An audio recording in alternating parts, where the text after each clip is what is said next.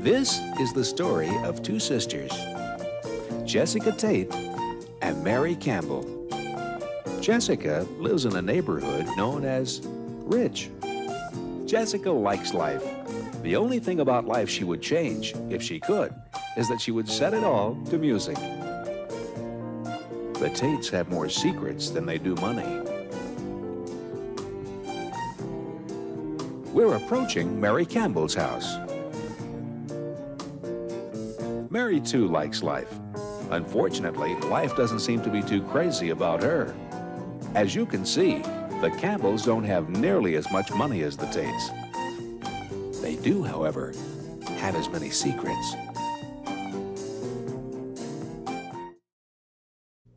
In last week's episode of Soap, Danny once again tried to kill Bert, but couldn't. Corinne tried to talk Father Timothy Flotsky into leaving the church and going with her, but couldn't. Unable to have the only man she ever wanted, Corinne decided to go ahead and move in with Peter.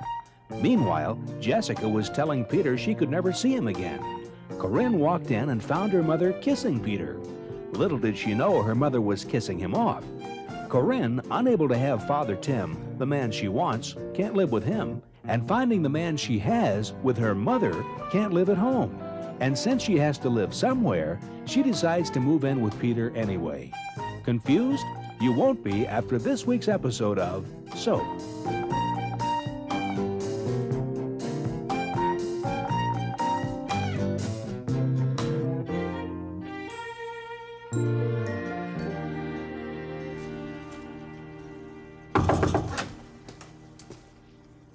All right, Billy, enough is enough. 2 days locked up in your room because Molly broke up with you is plenty. But I can't go back.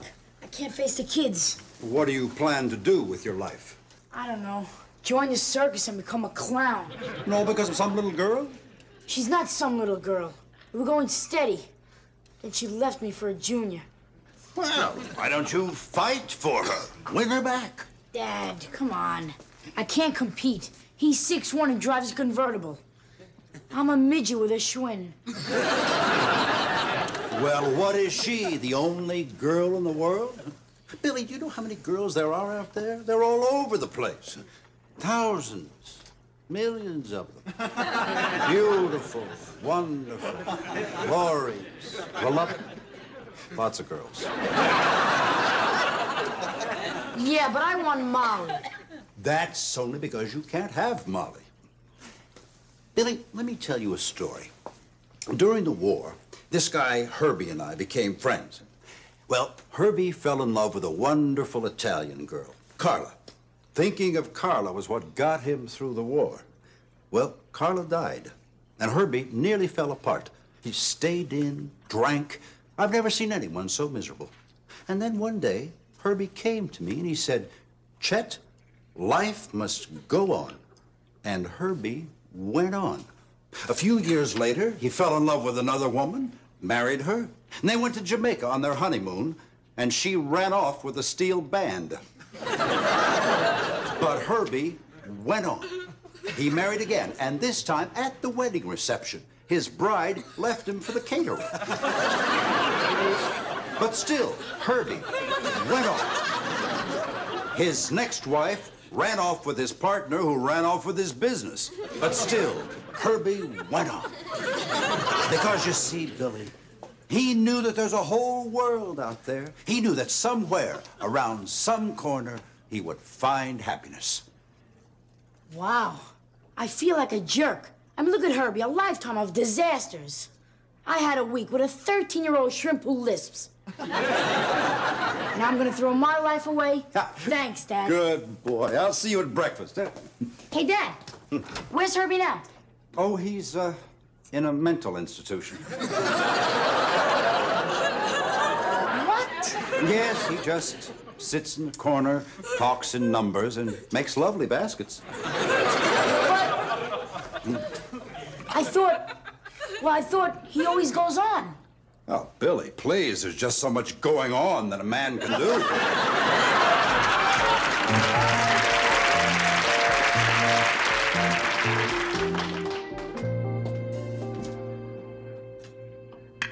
Are you going to tell Mr. Tate that Corinne is moving in with Peter? Because if you are, that's 2 places I won't have to set no more. No, Benson, only 1 place. Corinne's. 2, because when Mr. Tate finds out, it's going to kill him. Good morning. Morning. Good morning, Chester.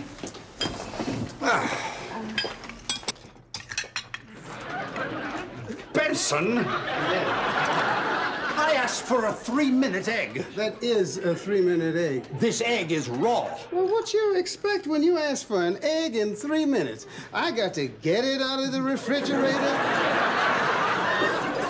get it onto a plate, get it all the way in here. You want it cooked, and you got to give me 10 minutes.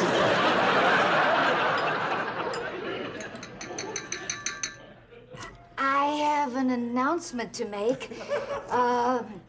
Corinne is not here. I think that we can see that, Jessica.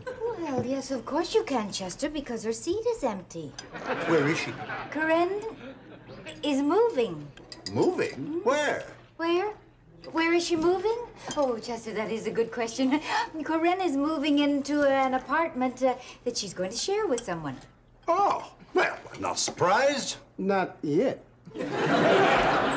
I'm sure she's at an age when she wants to be on her own, and she's going to have a roommate. Yes, dear. Good. I really don't want her living alone. Do we know the girl's family? Yes, yes, we do. We know the family really quite well. As a matter of fact, we're all almost related. Good, good. Who is it? Billy, run upstairs and get Mother something. Why can't anybody ever talk in front of me? I mean, I walk into a room and conversation stops. I went around for years thinking a surprise party was being planned for me. Well, I'm not leaving, Mom. I'm not missing this. Jessica, who is the girl? What girl, Chester? The girl Corinne will be living with. The girl? Oh, the girl! Oh, look, here's Corinne. I told Daddy that you were moving, dear. Who is she moving in with? And Daddy thinks that's nice. Isn't that nice, dear? Things are so much nicer when people think they're nice. Don't you think so? I think so. You didn't tell him who I was moving in with? No. I'm moving in with Peter. Peter, pumpkin eater, had a wife and couldn't keep her. Put her in a pumpkin shell and there he kept her very well. Oh, I love that one, don't you, Daddy? Corinne, what are you saying? Say it isn't so. Say it isn't so. Everyone is saying it's All right, stop! stop in the name of love before you Shut up, Benson! break my heart. All right, Corinne, one more time.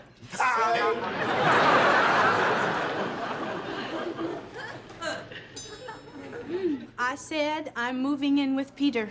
Peter. Who's Peter? Peter Campbell, the tennis pro.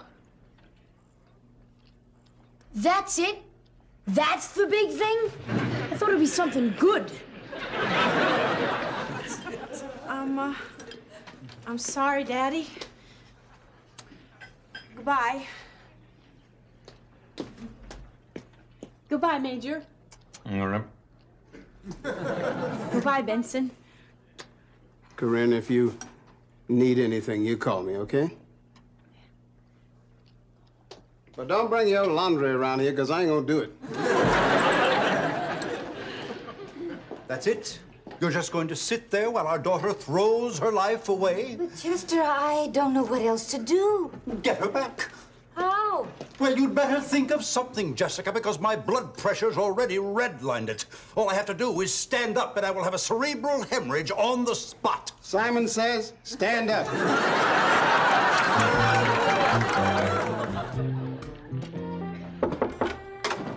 What's going on, Corinne? Nothing. Nothing. You're upstairs packing, Mother's downstairs crying, and nothing's going on? I don't want to talk about it. You know, it's funny, Corinne. All these years, I couldn't wait for one of us to move out of the house, and now you are, and I'm kind of sad. It's better this way. Well, tell me, Corinne. I can't. Are you in love? Really, Eunice, I can't talk about it. You wouldn't understand. I would understand. I'm in love. You're in love? But you never go out. Who are you in love with, United Parcel? Corinne, you're just gonna have to take my word for it. I can't tell you who it is. It's very complicated. Complicated, please. You don't know from complicated. No, believe me, Corinne, if you knew who was involved in my situation, you'd faint. If you knew who was involved in mine, you'd drop dead. All right, Corinne, all right. I happen to be in love with a public figure. Peanuts. A married public figure. Zip. All right, Corinne. I'm in love with Congressman Walter McCallum. Top that. I could. But I can't tell you. Well, I knew you couldn't. Mine's bigger. Oh, yeah? Yeah. A married congressman? Right. How do you like this one? I'm moving in with Peter Campbell. Who's also having an affair with Mother. Corinne, you're not allowed to lie. It's the truth.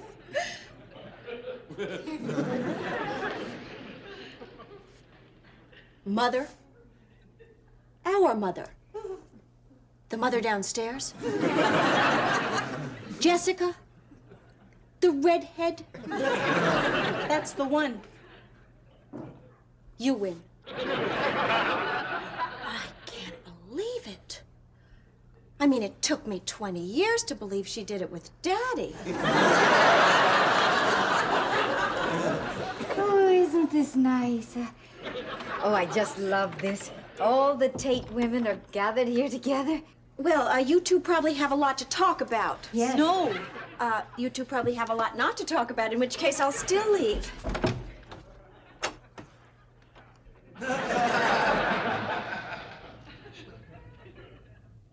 Corinne?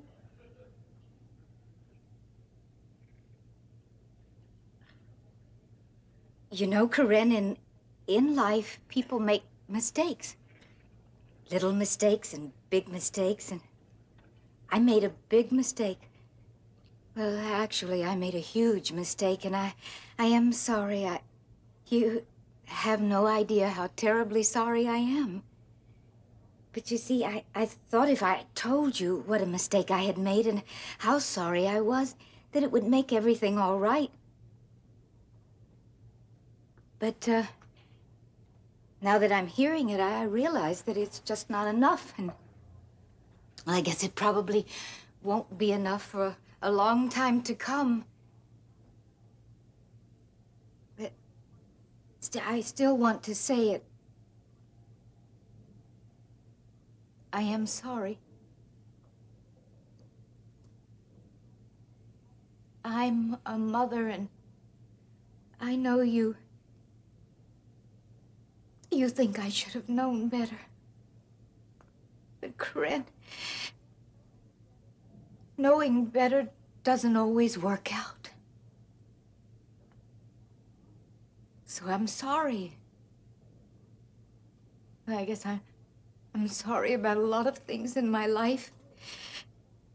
But most of all, I'm sorry for what's happened between us. I'm going to miss you.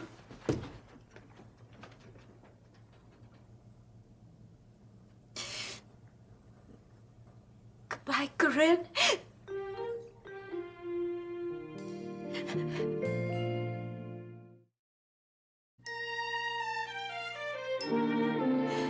I've ruined my marriage, I've ruined my life. Corinne's left home, and it's all because I took tennis lessons. Okay, Jess. Let's just take one thing at a time. What happened from the beginning?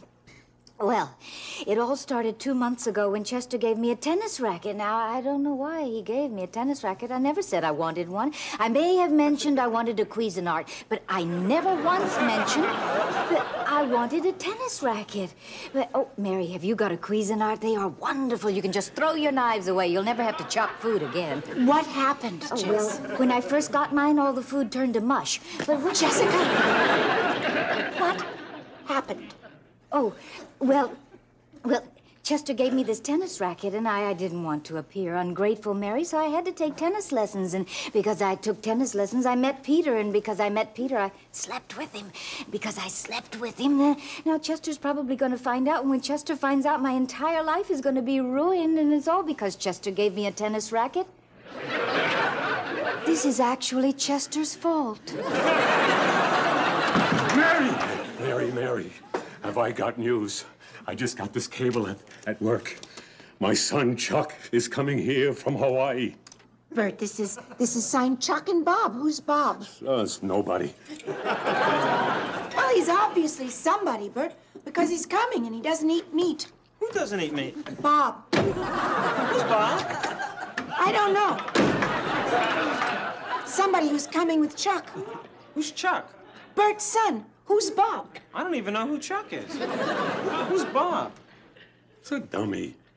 Bert, I didn't ask you for his IQ. I asked you who he was. A dummy?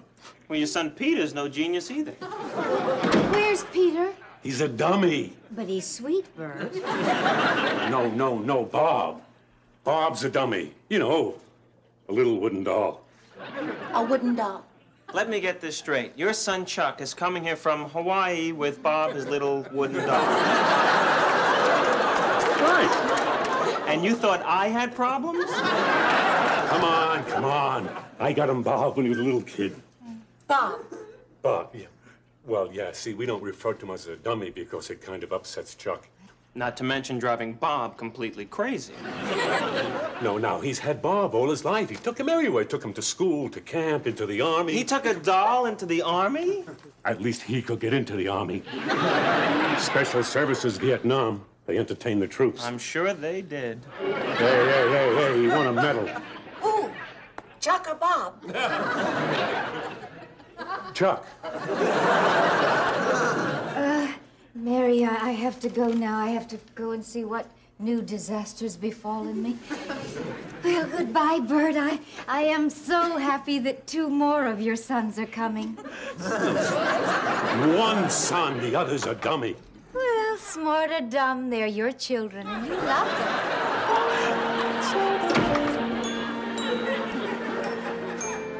Te gloriosos apostolorum chorus, te prophetarum laudabilis numerus, te martyrum candidatus laudator exercitus. Tim? Te deum laudamus, te dominum confitemo, te eterni patrimonis te revenant. I had to come, Tim. I had to see you one last time. I moved in with that man I told you about. Sanctus Dominus Deus Sabaoth, plenissum celi. But I had to see you once more and tell you how I feel. I love you, Tim. I know it's crazy to want you. I mean, people would say, why him? Why Tim? He's not that terrific looking. Te deum laudamus, te confitor Dominus. I mean, you're cute, Tim, but face it, you're no Al Pacino. And who knows what your body is like under that outfit. Look at you, you go around wearing a little black dress. And I still want you. Tim, please, I'll leave him. Come with me. I know you want to. If you left, God would understand. He's seen a lot. He's millions of years old. What do you think there is that he hasn't seen? No, huh? Tim, could you stop praying for just a minute? It's making me kind of crazy. Okay, fine. Doesn't matter. You won't drown me out. You're going to hear this before I leave forever. I will stay with this man, Tim, but I will always think of you. When he takes me in his arms, I'll pretend it's you. And when he whispers my name, I'll pretend it's you. And when I'm with him, I'll pretend it's you. Sanctus tu es in gloria numerari.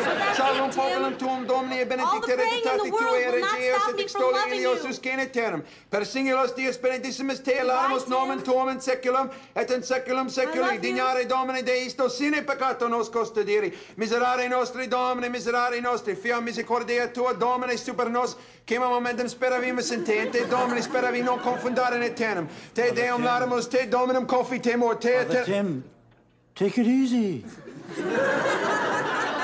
God is not deaf. Ti omnis angeli, ti vicelli, tu never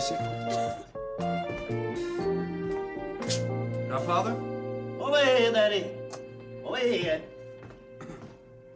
Godfather? Ah, here I am, Danny.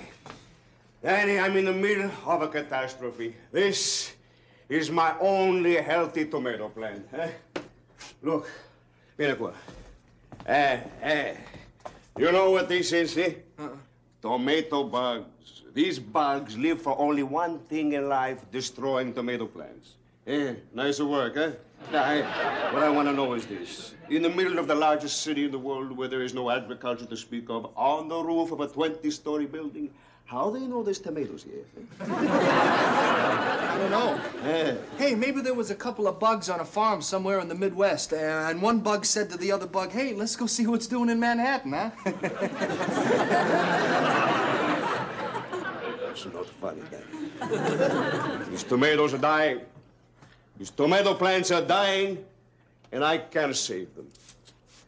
Well, Daddy, I've been reading the obituaries the last few days, and I look, and I look, and I look, and never do I see the name of Bert Campbell. And I ask myself, hey, where do I see this name? Well, it's because he's not dead yet. Ah, well, that certainly clears up the mystery, eh? I was thinking that probably was it. Yeah, that was it. So what are you waiting for, Daddy, eh? You should die of old age. Godfather, I just don't know how to do it. Well, you don't have to be an engineer, Danny. You take the gun, you point it, you pull the trigger. Would be nice if he was in the room. So, Danny, you be a nicer boy, huh? You go home and kill Bert. Godfather, I just can't do it. Oof, Look, I know you said in order for me to leave, I had to do you a favor. Yeah, okay. Couldn't you give me something else to do? Ma, what did you have in mind, Danny? Huh? You want to clean out my garage? You want to Simonize the limousine? Hey, a deal is a deal, Danny, no? Besides, it's out of my hands now. Oh, I'm sorry. Mr. Lefkowitz wants it done. Well, couldn't I talk to Mr. Lefkowitz? No, please, Danny. Hey, Lefkowitz talks to nobody. Mr. Lefkowitz doesn't even talk to Mrs. Lefkowitz. First of all, you can't pry him away from his cockamamie stamp collection. Godfather, I can't do it. I just can't do it. All right, Daddy. You listen to me now, eh? Come over here.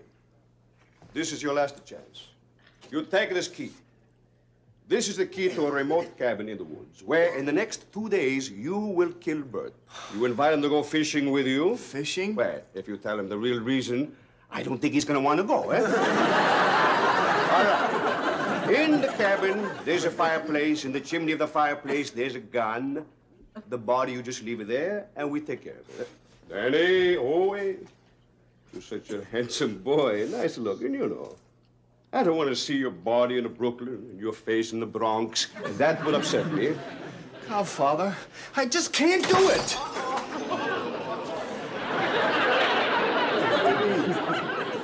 You just destroyed my only healthy tomato plant. And you seriously injured my doorman. I think you can kill a bird.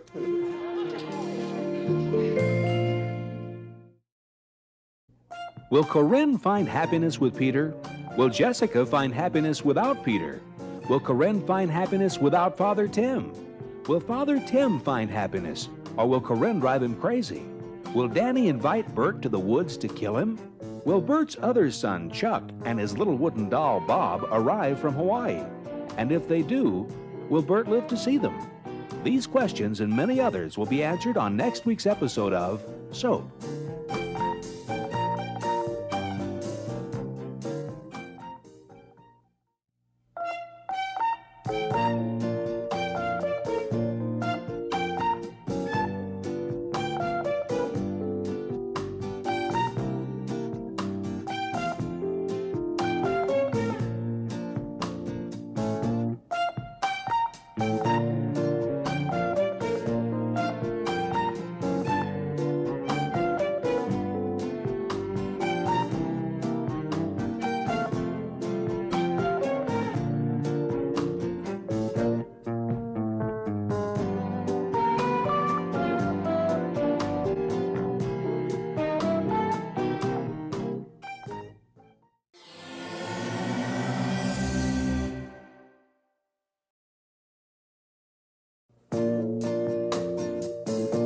This is the story of two sisters, Jessica Tate and Mary Campbell.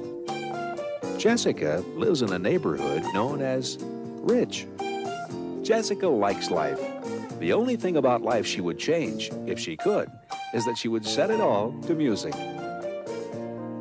The Tates have more secrets than they do money. We're approaching Mary Campbell's house. Mary, too, likes life. Unfortunately, life doesn't seem to be too crazy about her. As you can see, the Campbells don't have nearly as much money as the Tates. They do, however, have as many secrets. In last week's episode of Soap, Jessica apologized to Corinne for having an affair with Peter, but Corinne refused to forgive her mother and moved out of the house and in with Peter, leaving Jessica sad and Chester mad. Bert received a telegram announcing the arrival of his other son, Chuck, and Chuck's little wooden doll, Bob, who Chuck believes is real. The Godfather gave Danny a key to a cabin in the woods where a gun is hidden in the fireplace and told him he must take Bert there within 2 days and kill him, or the mob will kill Danny. Confused? You won't be after this week's episode of Soap.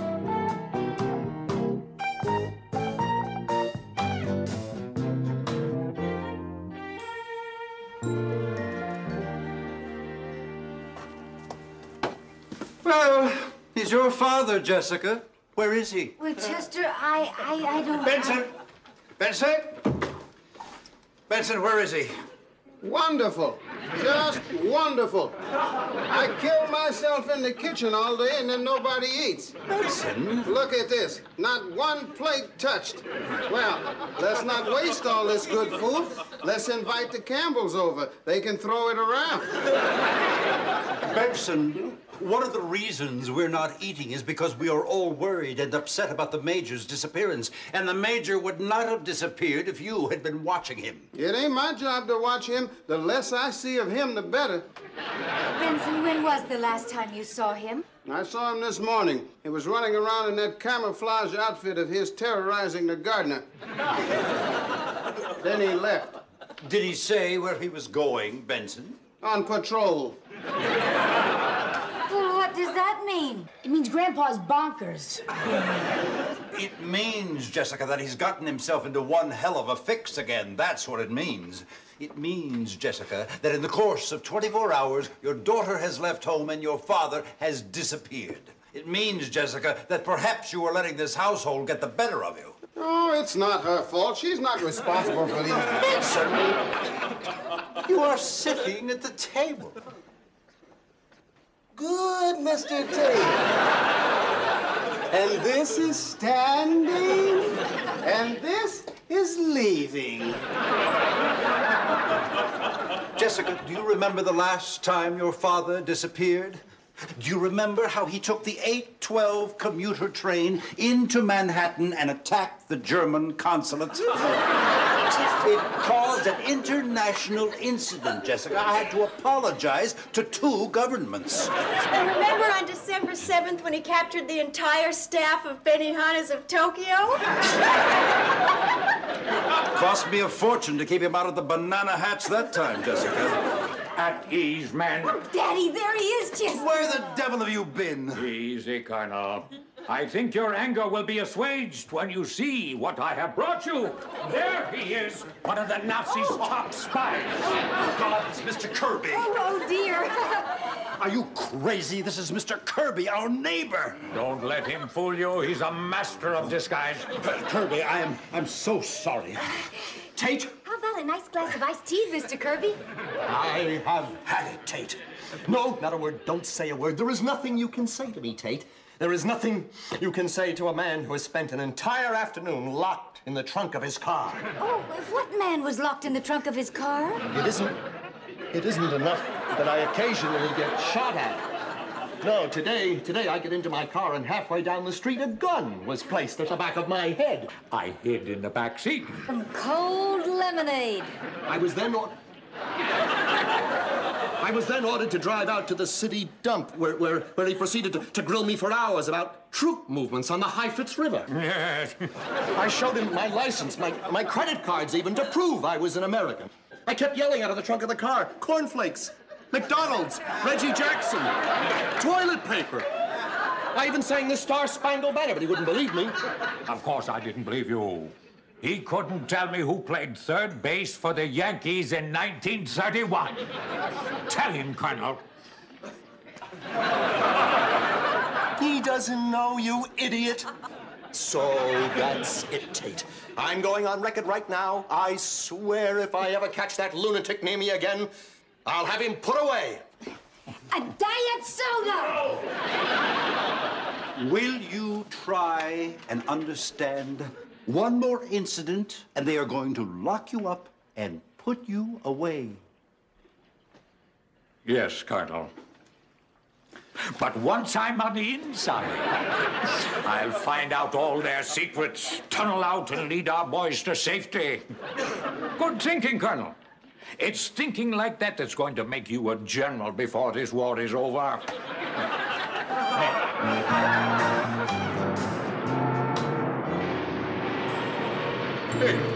Hey, you, you. What is this, some national holiday I didn't hear about? I don't start paying you guys by the piece. Maybe I get a little action around here. Terrific. I asked the union for some high steel workers. They sent me steel workers who are high. For you hippies.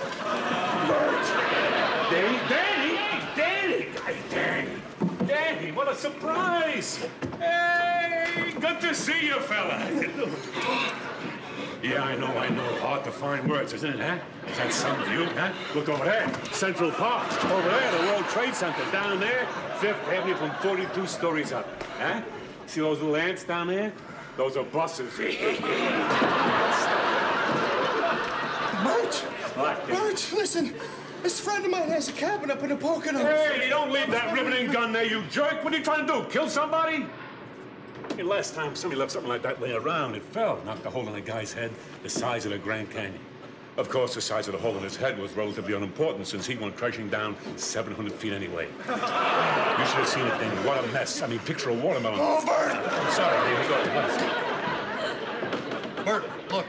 This friend of mine has a cabin up in the Poconos, and I was wondering, maybe you'd like to go up there fishing with me tomorrow, huh?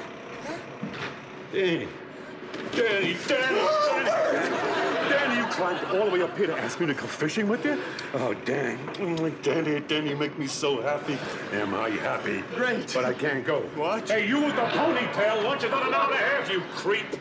I mean, Chuck's coming tonight from Hawaii. I mean, can't we make it Saturday? No. It's got to be tomorrow. Well, Danny, I'm sorry, man. I don't know how we can... Look, Bert, tomorrow's the only day that my friend will be away. Danny, I don't know this. Hey, you Pocahontas over here. Put down the binoculars. This is for welding here, not peeping. Bert, listen. You and me are going fishing tomorrow together, huh? In the Poconos. You and me fishing together tomorrow. Got it? Oh, God, I'm being such an idiot. For the first time, my stepson asks me to do something with him, and here am I trying to find reasons why I can't. Hey, Danny, well, we're going fishing, and we're going tomorrow, huh? I mean, after all, I haven't seen Chuck in 15 years. If I don't see him for one day, it's not going to kill me, is it? Hey, are you crazy up here? Indie wrestling up here? Creeps.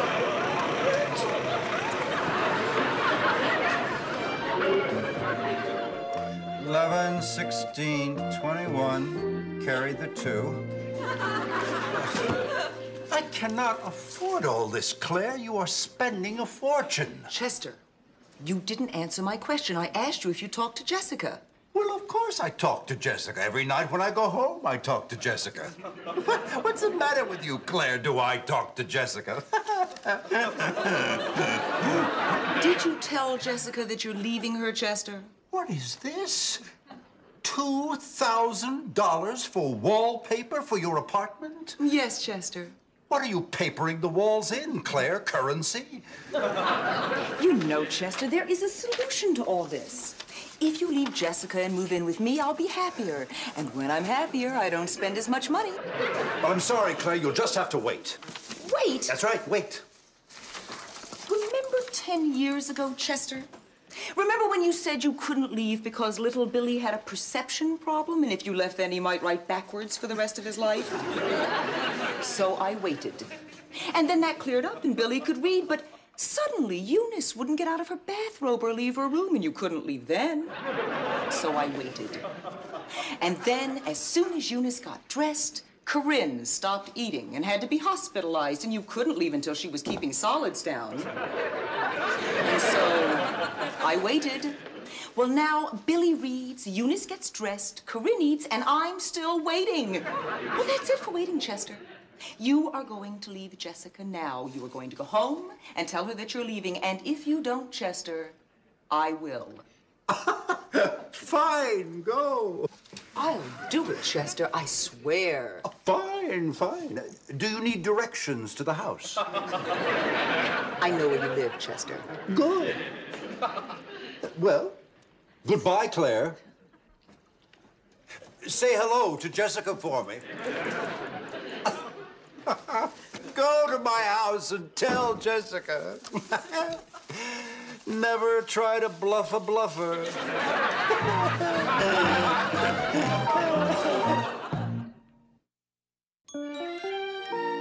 I'm so excited I can hardly contain myself.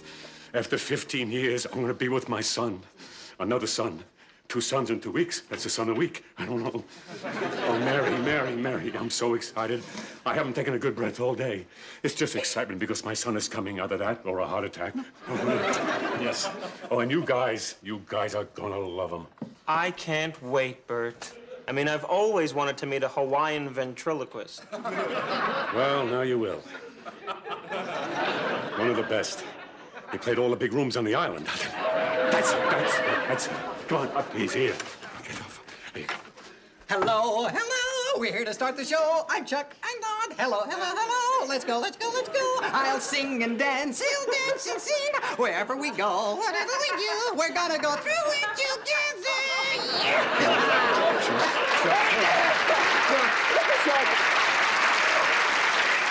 Do you see that? Did you see it? Isn't he great? Chuck, I'd like to meet my wife, Mary, and her 2 boys, Danny and Jody. Hi. Okay, I don't need this. I'm leaving. Well, he didn't see you. I love that. I didn't fly 6,000 miles to be stitched. Is that cute? I really don't need this aggravations in the lower middle class. Hey! Dad, could you say hi to him? I think his feelings are hurt. Sure. Hey, Bob, nice to see you again. Did you ever say anything like that? Now apologize. Apologize? Well, for ignoring him. Hey, I'm sorry. Hey, Bob, come on, Bob. I'm sorry for ignoring you like that. It's just that I was so happy to see Chuck here, you know? Would you like a drink? No, thanks. Okay, then I'll have one. Did anyone else notice I wasn't introduced to the rest of the family? What is it? My skin's different? I'm not good enough? Oh, of course you are.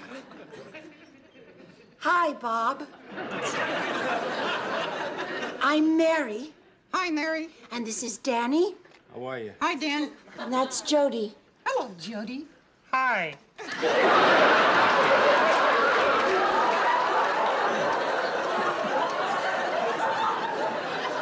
And you get uncomfortable around homosexuals, huh? Have an hors d'oeuvre. I don't eat meat. Yeah, I love it here. You know, this is terrific. How do you make it work? Get away from me! Take it easy. Well, did he look under your clothes, huh? Did I look under her skirt?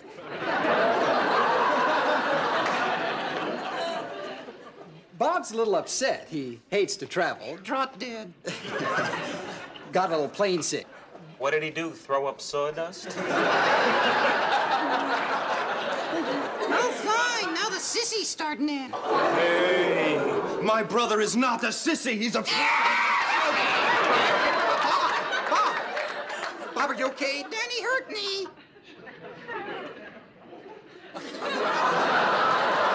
What is it, Bob? My head is stuck.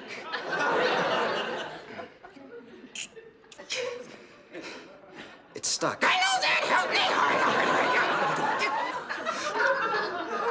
It's moving. Not that way! Hey, is he okay? He's fine. Knock on wood. Up your kazoo, butterfly! Hey, listen, we'd like to freshen up a little bit before dinner. Yeah, I'd like that. Oh, well, good. You can just go right upstairs, and I'll bring up your stuff in a minute or so, huh? You can take a shower. All Bob needs is a little lemon pledge. I love Anita Bryant.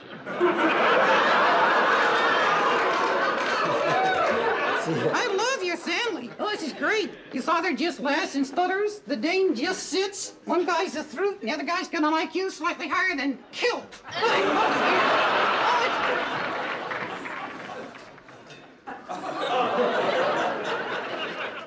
They had a long trip. I'm sure after they get washed up and rested, like Bob will be in a much better mood. Bert. He's a dummy.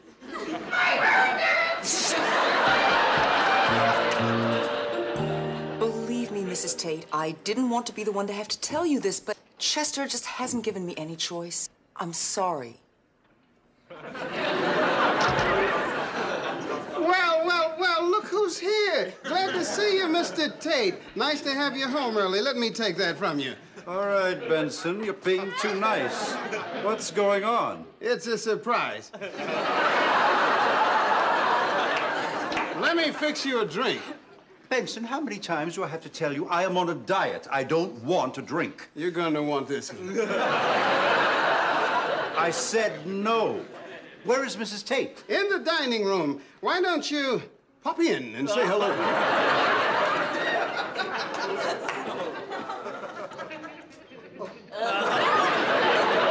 Hello, Chester. I was just leaving.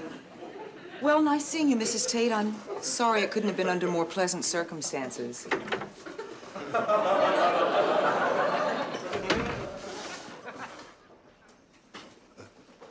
Jessica? Chester, I know.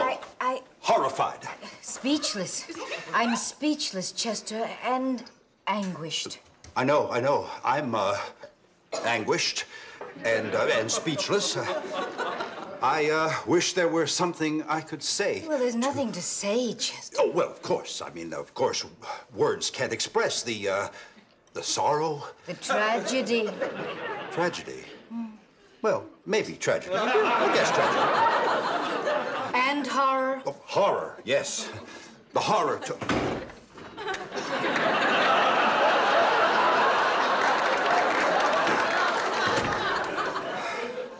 I'm sorry, Jess. From the bottom of my heart, I'm sorry you had to hear. Please don't apologize, Chester. Oh, well, I know it's just words. You must promise me one thing, Chester. I'll get rid of her, Jess. You must promise me not to fire her. Absolutely. What? Well, Chester, I mean, that girl is sick. She is so far gone already that something like that might just push her right over the edge.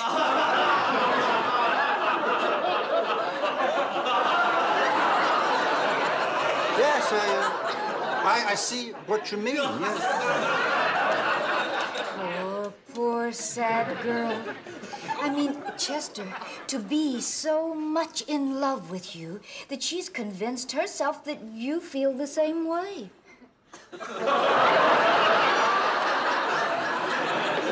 And, Chester, that's not all. I mean, to believe, and believe me, Chester, I mean, she really does believe it, that you're actually having an affair with her.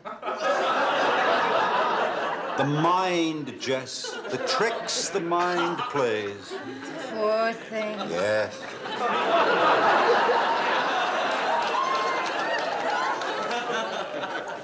Well, Chester, you know, under the circumstances, I mean, it's not really her fault. I mean, what woman in the world wouldn't fall in love with you, Chester? Oh, I don't know.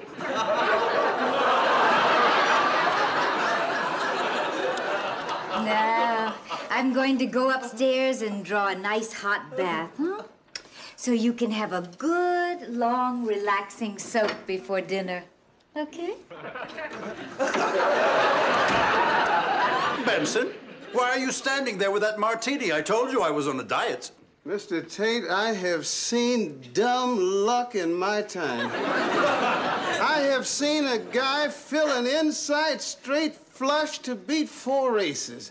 I have seen a guy hit the daily double for 2 solid weeks straight. But I have never, at no time, seen nothing like this.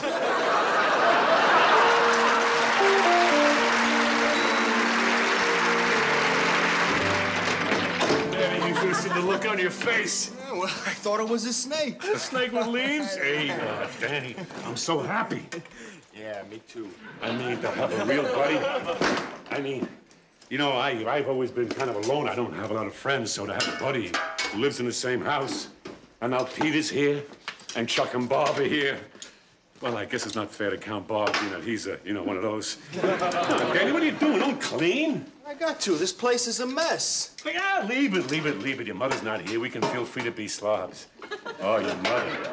Oh, is she happy? Did you see her face when we left this morning?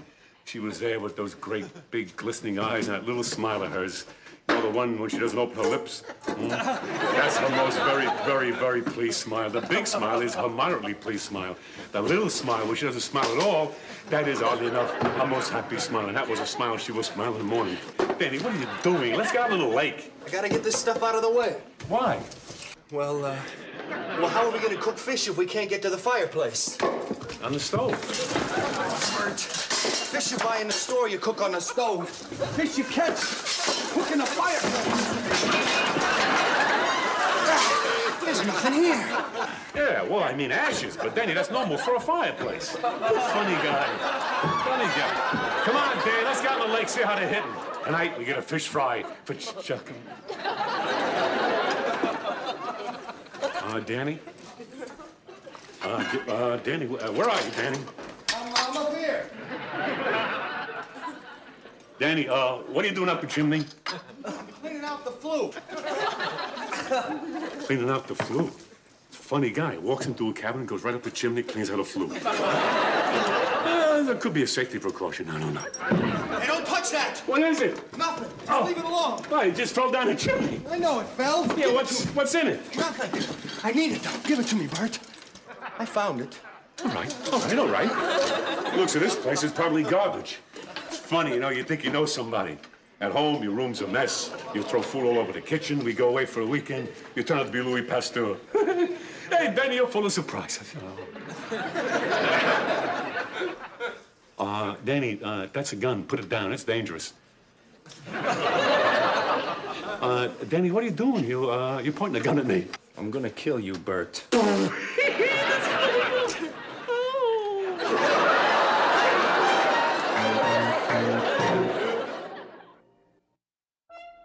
Will Claire come up with a new plan to force Chester into leaving Jessica? Will Chester leave Jessica? If he does, will Jessica know it? Will the Major continue fighting World War II single-handedly? Will Bob, the wooden doll, relax and enjoy his stay with the Campbells, or will he continue to act warped? Now that Danny has the gun in his hand, will he pull the trigger and kill Bert? And if he does, will Bert finally stop laughing and take him seriously? These questions and many others will be answered on next week's episode of Soap.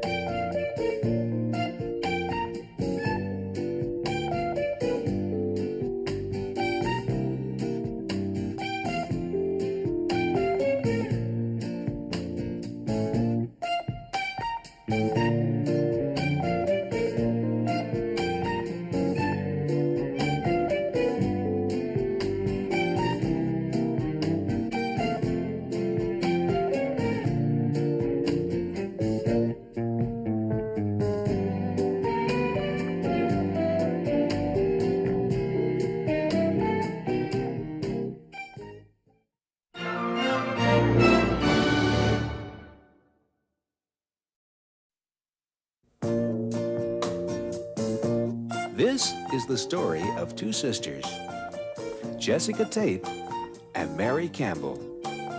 Jessica lives in a neighborhood known as Rich. Jessica likes life. The only thing about life she would change, if she could, is that she would set it all to music. The Tates have more secrets than they do money.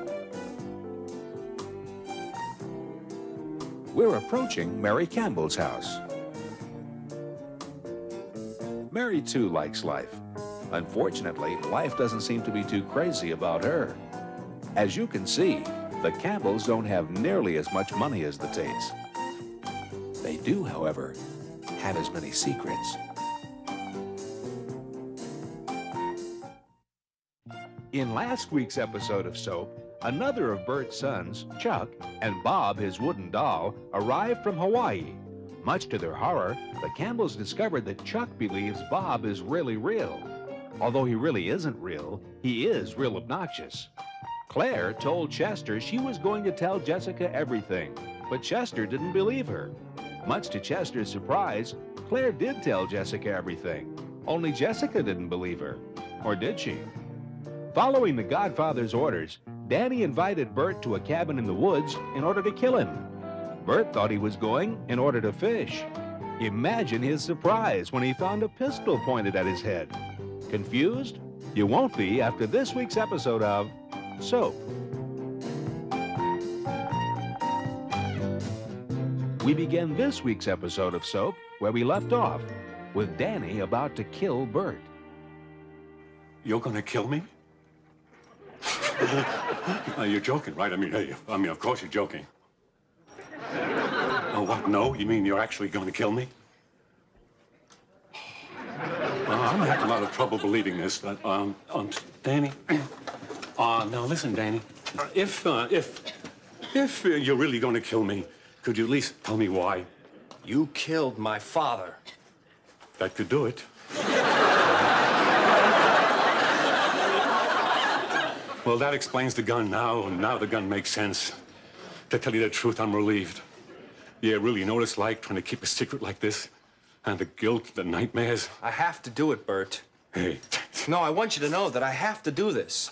I don't really want to, no matter what you did, but I have to, otherwise they'll kill me. Hey, Danny, it's okay. Don't worry. I mean, what kind of a choice is that? You or me? Naturally, you're gonna pick me. I mean, don't feel bad about it.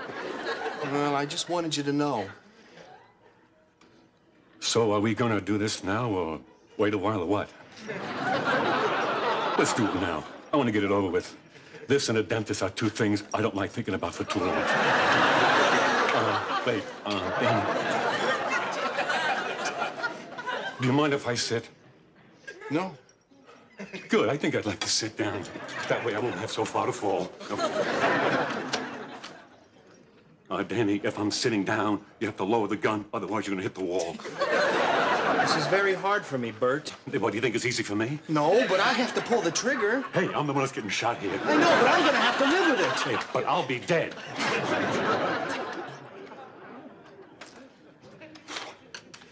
Oh, Danny, you ever shoot before? No. Oh, too bad. Okay, don't worry now. Just line me up on the sight. That's a little bump on the end there. Just...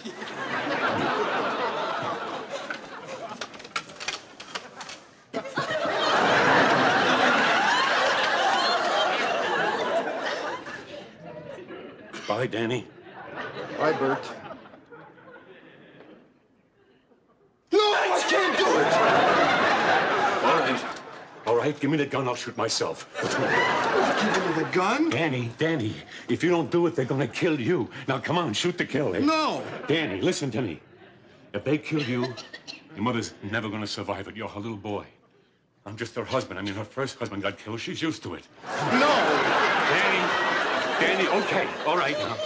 Don't panic now. Come on, we'll make believe it's a game, okay? We'll make believe that we're in a shooting gallery and I'm one of those bears, okay? And I'll move around like the bear does, okay?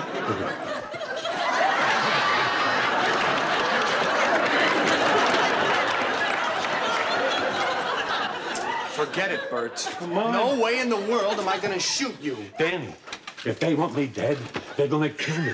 At least do it and get credit for it. They don't care about you dead. They need something on me.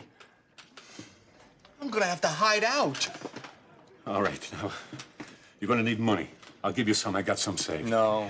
Yes. I'm not taking your money, Bert. Danny, we're not discussing it. Yes, you are. No way. Hey, Danny, give me a break. Either take my money or kill me, one or the other. Okay. I'll take some money. Good. Well, I don't know what I'm going to tell Ma. I can't tell her the truth. No, she'll be worried sick. Plus, once she knows the whole story, she's not going to be too thrilled with me either. A murderer. Don't worry. I'd never tell her. The Godfather told me the whole thing. I know why you did it. Thanks, Danny. Come on, let's go. On the way home, we'll make up a story to tell your mother. Oh, now, Danny, if they're out there and they see us walk out together, they're going to figure out you didn't do it. And they're going to kill both of us. So let me go first. They'll never suspect anything.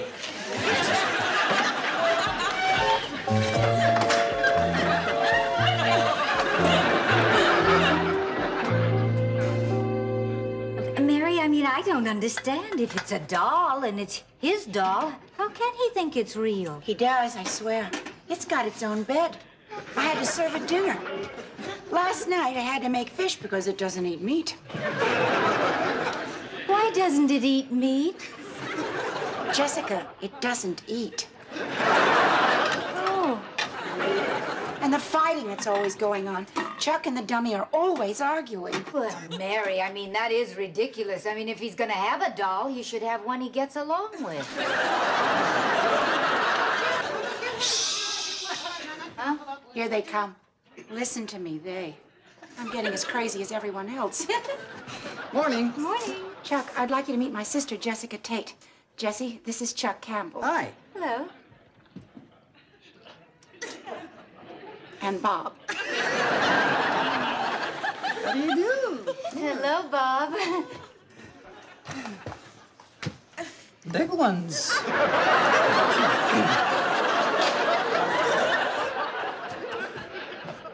Hey, Cookie, you forgot something? I'm dying to see how he eats it. Oh, God, I really need this. I really need eggs like rocks this morning. Hey, sweetheart, it's about these little yellow boulders on my plate here. Mary, Bob's eggs are too hard. He really wanted over easy. Now listen, Chuck. Enough is enough. I am not making any more eggs, and that's final. That I make eggs in the first place for a dumb doll that doesn't eat is crazy. So if you expect me to make them again, forget it. Okay, that's it. Call United Airlines. I want the first flight out of here. Just calm down, Bob. This is my family. Of course, how else can anyone explain you? Now, listen, Boys, enough. Stop it. Stop it, she says. Who do you think started this, pussycat? You and your rotten eggs. You know, Mary, he's right. In fact, you've been creating tension between us ever since we got here. Can't you stand to see two people getting along? I have not. That is not true.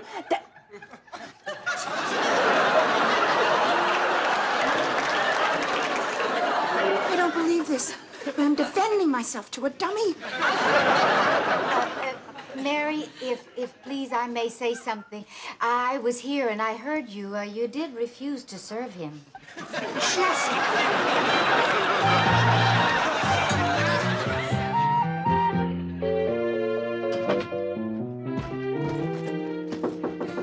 Come on in. Hey, what are you doing? I gotta go away for a while.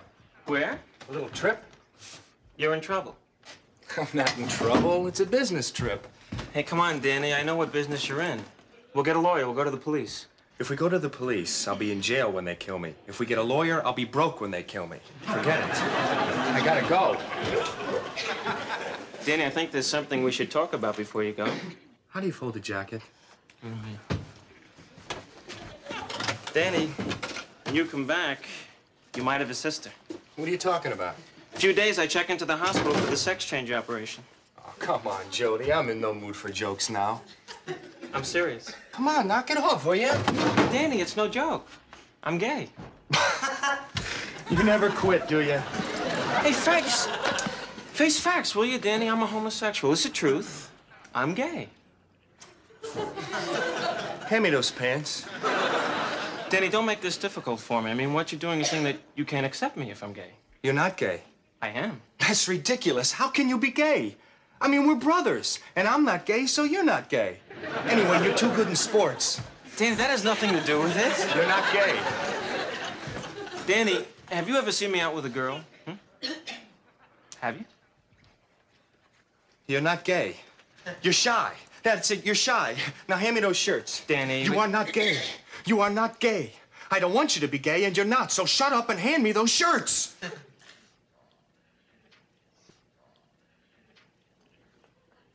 Why? I don't know why. I just am. Well, maybe you're not. I mean, how can you be sure? I'm in love with Dennis Phillips, the quarterback. Is that it? Is that the proof? For God's sakes, Jody, I'm crazy about Joe Namath. I idolize Mean Joe Green. I'd give anything We're to lovers, Danny. Dennis Phillips is gay? Boy, this is a lot for one day.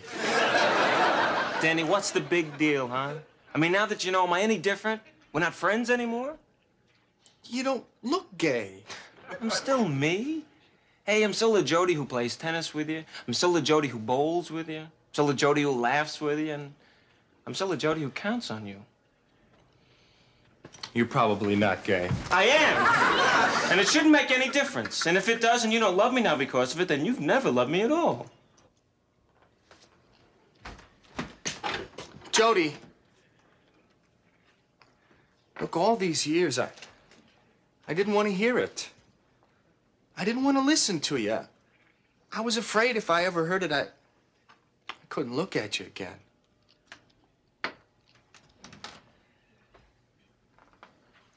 Well, can you?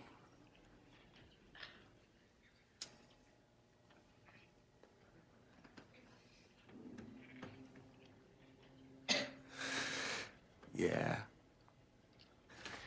Friends? Are you kidding? No, we're still friends. Not only are you gay, you're a jerk. Thanks, big brother. You're okay, little brother.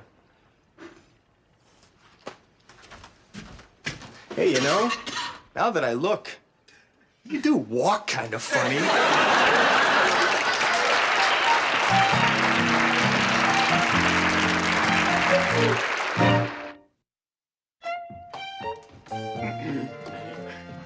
Come on, hey, Mary. Come on, darling. Why don't you just sit down there, Chuck? Over there. What is it, Bert? Well, now I asked you all down here because Danny has some really great news, and he told me first. Isn't that something? You pipe down. I really needed to be dragged down here in the middle of the night. What's the news, Bert? Well, now we all know that Danny's been involved in some very dangerous activity with some very dangerous people, but he's getting out of all that. Danny. Not that what he's getting into isn't dangerous, but the people he's getting into it with aren't. Nice people, nice bunch of people. So what we're getting rid of here is a rotten bunch of people and keeping a little of the danger. And after all, what isn't a little dangerous? I mean, crossing the street's a little dangerous, eating eggs is a little dangerous. Exactly what sort of dangerous work does this nice bunch of people do? Spying, Ma. What? Spy. I'm gonna be a spy.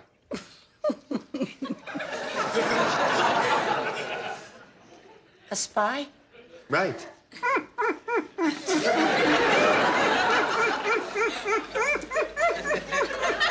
Quiet. What are you, crazy? Who becomes a spy? What kind of a job is spying? Well, you see, I was selected. Selected? Yeah, I was selected by Computer, Mom. The government's doing all these things by computer these days. Right. See? Very nice. You'll run around in a trench coat getting shot at. I love it. Ma. And Mrs. Baum down the street thought she had a good one when her daughter became a hooker. Nothing. Please. Try and understand. I don't want to leave you like this, but I gotta go. You're leaving now? Mary, there's just so much spying you can do in the living room. When will I see you again? Do you spy weekends? When will you ever come home? I'll come home whenever I can. I have to be in disguise, though. In disguise. Right. Wonderful. I'll be the only mother who gets visits from her son and doesn't know it. David? Bye, big brother. Bye, little brother.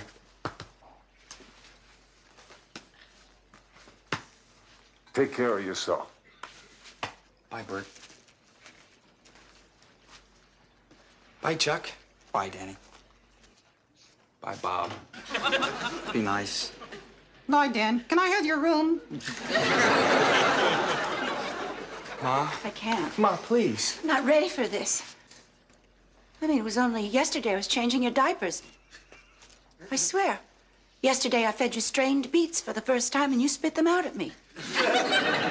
Now you're leaving and I don't know where you're going or what will happen to you. Yesterday you were spitting up, today you're spying. It's hard to make the adjustment. I'll come home, Ma. I promise. As often as I can. You take care of yourself? I will. Do remember to eat. Listen to this. I'm telling a spy to eat regular meals. I'll eat, Ma. I promise. Goodbye. Wait. I love you. You're still my baby. Just, no matter how old you are, you're still my little boy. When you're 80 years old and putting your teeth in a glass, you'll still be my little boy. I know. I guess I have to say goodbye now.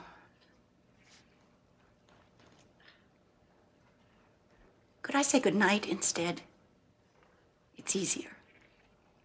Good night, Ma. Good night, Danny.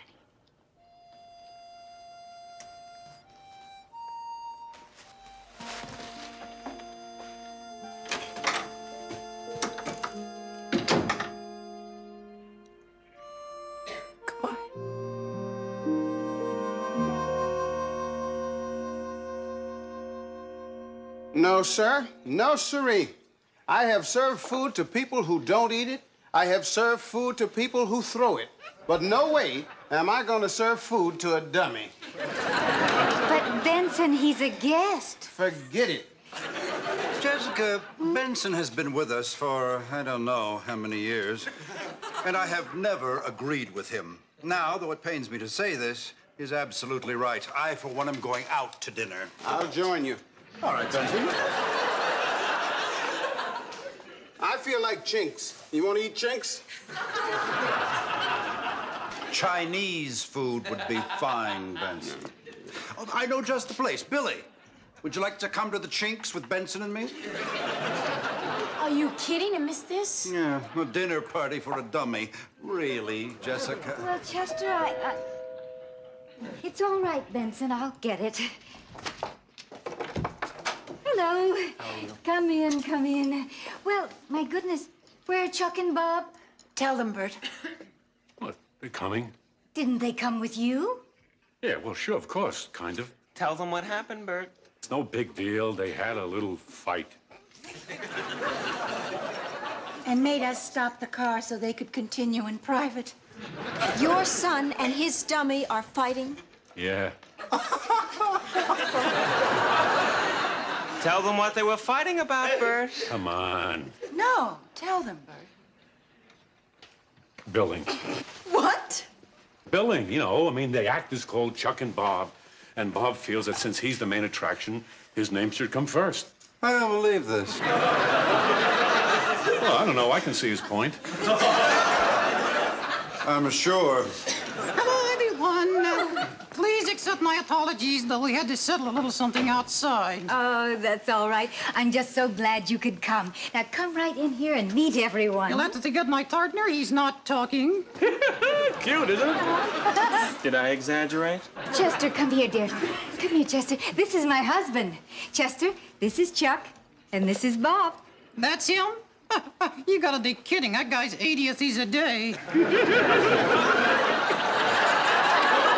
I hope he's got plenty of money, because that's probably all you're getting from him. Jessica. Huh? Well, let's all have a drink. Come on now, let's go to the bar and have a drink. Come on. You better open your mouth and say something, cretin, or I'm leaving. Okay, all right. It stays Chuck and Bod. Chuck and Bod. You happy now, cretin, huh? Let's get over to the damn bar. I'm gonna need a drink to get through this evening. Excuse me, Granddad. Scotch and soda neat. Hey, Sandal, the noon whistle did not blow. I said scotch. One more word and he goes into the fireplace. I'll get it, Benson. Yes? Telegram from Mary Campbell. Oh, I'll take it. I've got to hand deliver this. Oh, Mary, come in.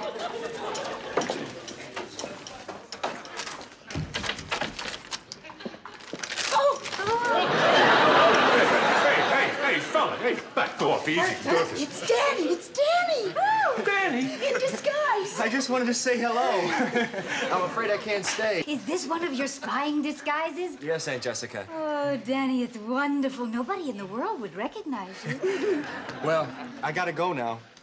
I'll come again soon. All right? Danny. Bye, Goodbye, Danny. everyone. Bye-bye. Get on, everyone!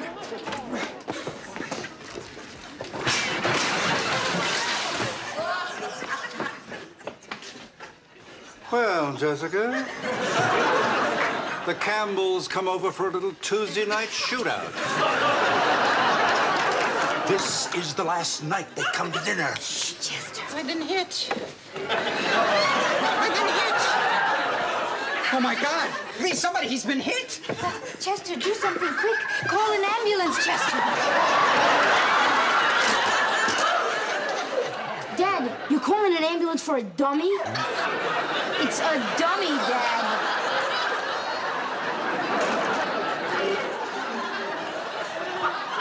You'll get the Purple Heart, soldier. My God, they're trying to kill Danny. It's okay, Mom. He got away. Mary, don't worry. He's fine, darling. Don't die. I'll do anything. I'll make it Bob and Chuck. Bob and Chuck? Yes. Yeah, it's got a nice ring to it. Okay, what are we all standing around here with our thumbs up our noses, huh? We're gonna eat or not? But your wound. Just a nick, little plastic wound, and I'll be okay, yeah. Oh, I'm so glad you're all right. Jessica, he's a doll. I knew you'd like him, Chester. Come on, everybody, let's go to dinner. Come on, honey. All's well that ends well. Come on.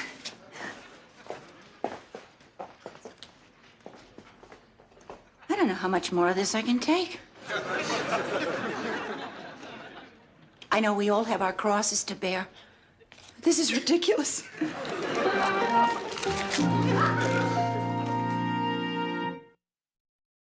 Will Mary find out that Danny is running for his life from the mob? Or will she continue to believe that he's a spy? Will Mary ever make eggs the way Bob likes them? Or will the dummy have to go to a coffee shop for breakfast? Will Jody really become Danny's sister? Will Danny, now that he has to run from the mob, live to see it? These questions and many others will be answered on next week's episode of Soap.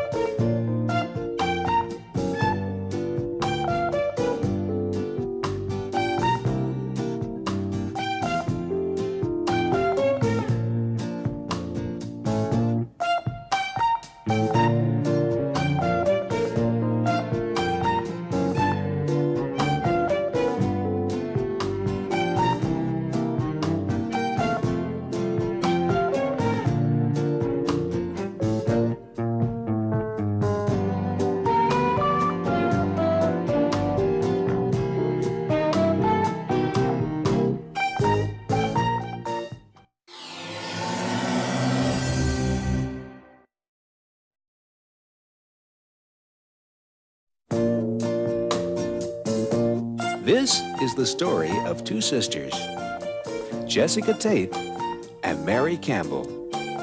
Jessica lives in a neighborhood known as Rich. Jessica likes life. The only thing about life she would change, if she could, is that she would set it all to music. The Tates have more secrets than they do money. We're approaching Mary Campbell's house. Mary, too, likes life. Unfortunately, life doesn't seem to be too crazy about her. As you can see, the Campbells don't have nearly as much money as the Tates. They do, however, have as many secrets.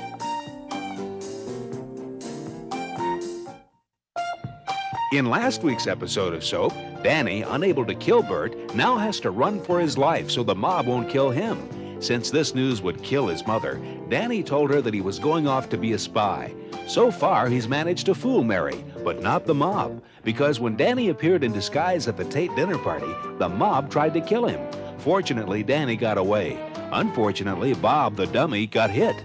Confused? You won't be after this week's episode of Soap.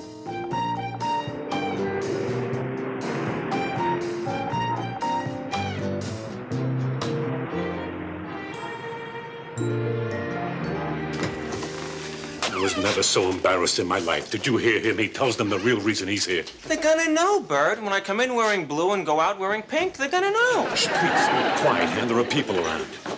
I hate it here. There are germs all over this place. Darling, you want to wait downstairs? It's depressing. Everybody looks sick. Bert, it's a hospital. Yeah. Who knows what you could pick up here? Well, look at him. Who knows what he's got? Engine trouble. I got a little engine trouble. Oh, well, hi. It's nice to see you. I'm sorry if we woke you. That's okay. I'm glad. I thought I was dead. Barney Gerber. Heart. Jody Dallas. Appendicitis. I'm in for a sex change. What do you want to change sex? If I remember correctly, it was pretty terrific. No, I'm in for a sex change operation. Oh, no kidding. He's her son, not mine. It's her boy. Well, not for long. So, a sex change. Wait a minute. Of course, I saw that once on a television show. Bill Bixby went in, and after the commercial, Sally Field came out. You see, I have 3 sons, real sons, you know, really men's sons, kind of guys. Look, let me get this straight. You're a Fagler. What? You're a Fagler, a homo boy. Right. Oh, mister, take it easy. Nice is what counts. Hi there, Mr. T. Are we feeling better today? We? What are you all of a sudden, my partner? And how many times did we go to the bathroom? You, I don't know. I went twice. And it was a long, exhausting trip for nothing. Okay, I'm gonna take some blood now. Take his. I got no more left. Excuse me. Listen, I can't stand this with blood, hearts. Mary, I gotta get out of here. I'll meet you downstairs. Okay. Are you sure about this? Yeah. All right, you take care of yourself.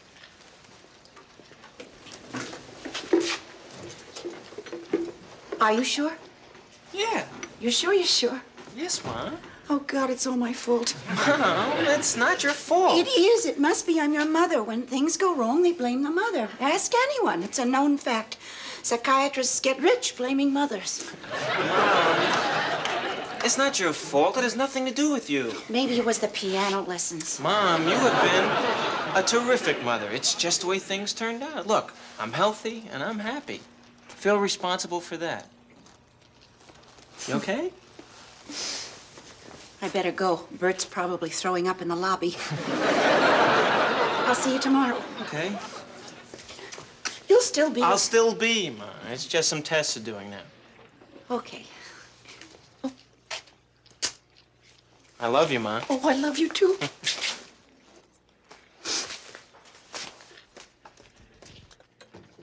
Maybe that's it. Maybe I loved you too much. Maybe you get out of here. See you later. Hey. Yoo-hoo! Could you please open up this curtain? I hate this backstage life here. You know, after all the years of research, money, drugs, You know what really keeps me alive? That girlie. Who? Nancy Nightingale, whatever her name is.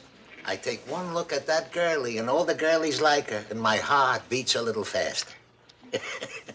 Which is good because it's having a little trouble on its own. When I take one look at her and I forget that I'm Barney Gerber, 68 last April, with a heart that beats like a struggling moth.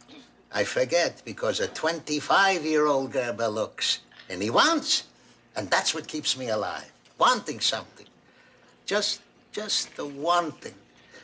Well, that and the corned beef my partner sneaks in here twice a week. But as long as you want, as long as you look forward to, kiddo, you can live forever. They'll have to murder you. You're okay, Mr. Gerber. Barney. Okay, why shouldn't I be okay? I got corned beef, a cutie, and now a nice Fagula who maybe, if I'm lucky, plays gin rummy. You're lucky. I'm lucky? Yeah. I got mazel. Yeah. Oh, am I gonna have fun? Oh, no. Look, more blood. What are you, a vampire? Not you this time, Mr. G. You're my victim. Your chart says you're here for a sex change operation. Why in the world would you want a sex change operation? Boredom. Why? Look, I'm thinking of getting one myself next week. They say women live longer. Okay, Mr. G. Nap time. You know, I think you're making a big mistake. Is that a medical opinion? Can I ask you a personal question? Sure. Have you ever, you know, with a woman? No. You're kidding. Ooh, I think I'm missing something good. Well, that explains it. You'll try it. You'll change your mind. Well, you don't know. You've never tried it. We're really very nice. How long are you going to be here? 2 weeks. Oh, great. Well, that gives me plenty of time. I taught my cousin to drive in 3 days. See ya. Incredible. You know, since I've been here, in that bed, there's been a movie producer, a longshoreman, and a hockey player. In 6 weeks, none of them could get to first base with that cutie. And now, without trying, in 5 seconds, a Fagula scores. And then what happened after your mother disappeared? Mr. Campbell, I understand these things are sometimes difficult to talk about, but...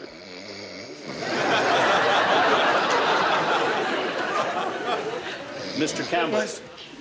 Oh, I'm sorry. I just dozed off. I do that a lot. I can fall asleep like that. So where was I? You said when you were a little boy, your mother went out for a pack of camels one day and didn't come back for 5 years. Look, this is ridiculous. My mother's got nothing to do with it. I know why I'm impotent, and it's ridiculous to come here and pay you to find out what I already know. Why are you impotent? I can't tell you that. Very often it helps just to get these things off our chest. And, Mr. Campbell, anything you say here is completely confidential. Yeah, no matter how terrible it is? That's right. But, Mr. Campbell, everyone who comes in here thinks they are going to tell me something I've never heard before. And it never happens. We all have the same problems. Hey, I know what you hear. You hear a guy fools around on his wife. You hear some guys like weird things in the bedroom. Maybe one or two hate women. Maybe somebody's in love with a goat. It's nothing. What I got is big. I mean, big. You'd be shocked. No, I won't. Yes, you will. I guarantee I won't. Oh, yeah? Try me. I murdered my wife's first husband. My, that is a big one.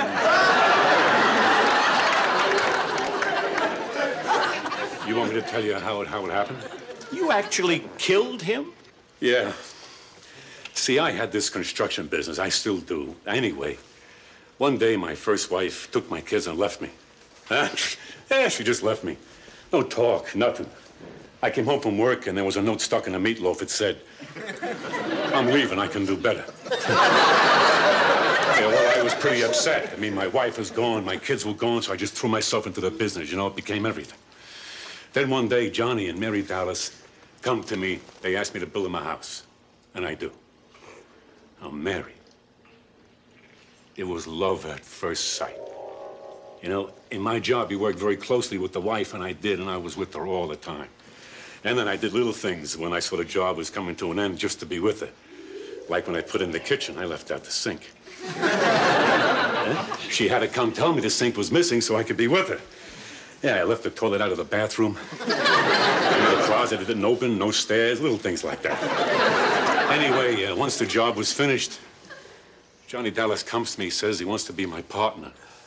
He says bad things could happen if I refused, and sure enough, accidents started happening. I even got beaten up by 2 goons. Then I realized he's a mobster. Then it all made sense. The accidents, the beatings, his shiny mohair suits. Anyway, then one night after work, I stayed on at the construction site, and I thought I got very depressed. I mean, I'd lost my wife, I lost my kids, I couldn't have Mary, and now I was going to lose my business. I decided to kill myself. Well, I guess this is it. Howard! Johnny Dallas had come to kill me. It was my last chance. Turn over the business to him, or he'd kill me. What, kill me? Hey, I was going to do it anyway. Suicide, murder. Makes no difference to me. I'm all yours. And then I thought, hey, this is crazy. I'm just giving up. Why should he win? I mean, I'm up there killing myself because of him, and he says he's going to kill me anyway. Hey, so why don't I kill the killer? Then he can't kill me. Hey, why me? Why not you? Because I like that arrangement better. And suddenly, I wanted to live. You know, I've been thinking. And now that I think about it, I don't think I'm too crazy about this arrangement here. I mean, after all, you know, like if we were to, say, take a vote as to which guy should go off this girder, given your criminal record and not too charming personality, most people would pick you. However, I'm sure a lot of people would pick me. So rather than speculate, you know, because a vote could go either way, why don't we just kind of hang around and talk about it? No more talking. We've talked enough. Well, I don't know. It's a nice night. A few minutes more wouldn't hurt. You can be part of this business, Campbell, or in 10 seconds, you'll be part of 40 seconds. Hey, look out. Take it easy. Look out. You're no!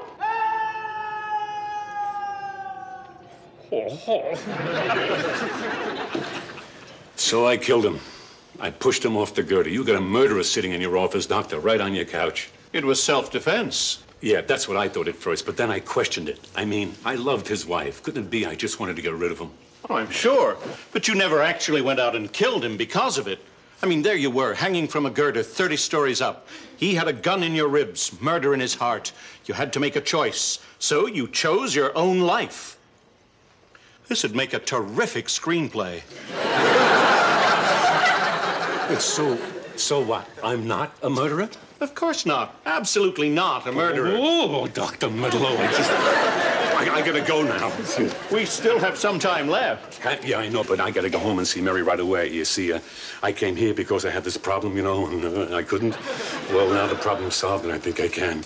Of course, by the time I get home, it might be that I can't again, but we're gonna find out.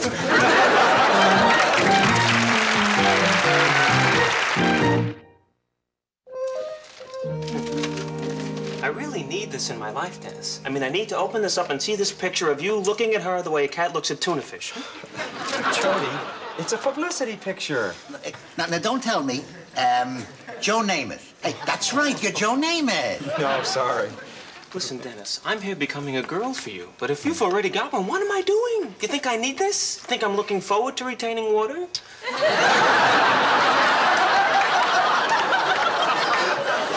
I got it. You're Mickey Mantle. Jody, don't you think you're overreacting a little? Overreacting? Dennis, this is not clip the zinnias, they grow back next spring.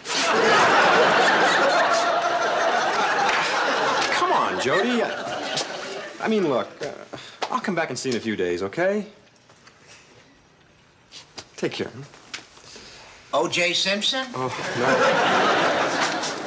Hi. Hey, Eunice. Oh, hello there. Corinne, how have you been? Oh, you get such cute visitors. Mine are all old Jewish prunes.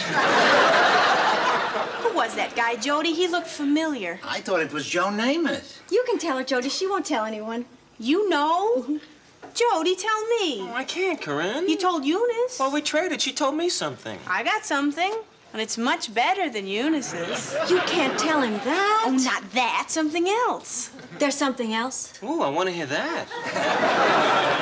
I'll listen to anything. Oh, I can't tell you that one, but this one is pretty good. Ooh. Is it better than Eunice and Congressman McCallum? Congressman Walter McCallum? Oh, that's all right, sweetheart. Don't worry. It's safe with me. With my heart, they applaud if I'm still alive for dinner. Well, what is it, Corinne? Only if Jody tells me who that was. Okay. And then you'll tell me? Yeah. Okay. I'm in love with a priest. They is mere. Who? Father Timothy Flotsky. The closest I ever get to him is in a confessional. How's that for an impossible relationship? Beats mine. And mine. So who was that? Dennis Phillips. Gott in Himmel. The quarterback? You mean you and he are... Wait. You and the quarterback? And you and a priest? And you and a married congressman? And I thought Jews liked to suffer.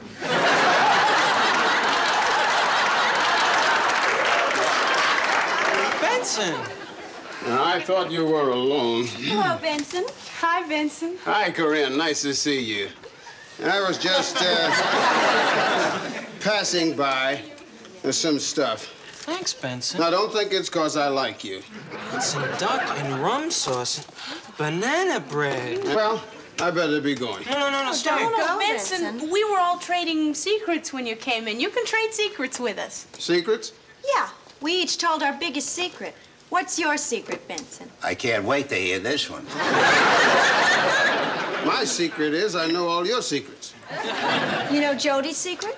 He's in here for a sex change operation. What's the big secret in that? That's not a secret. Who's that? Gerber Hart, which gets weaker by the minute. I know a secret. Jody, tell him. Yes. Okay. Dennis Phillips. What about Dennis Phillips? I'm going with Dennis Phillips. Where? We're lovers, Benson. The quarterback? Right. Get out of here. Everybody out. Thank you. Goodbye. Thank you, Benson.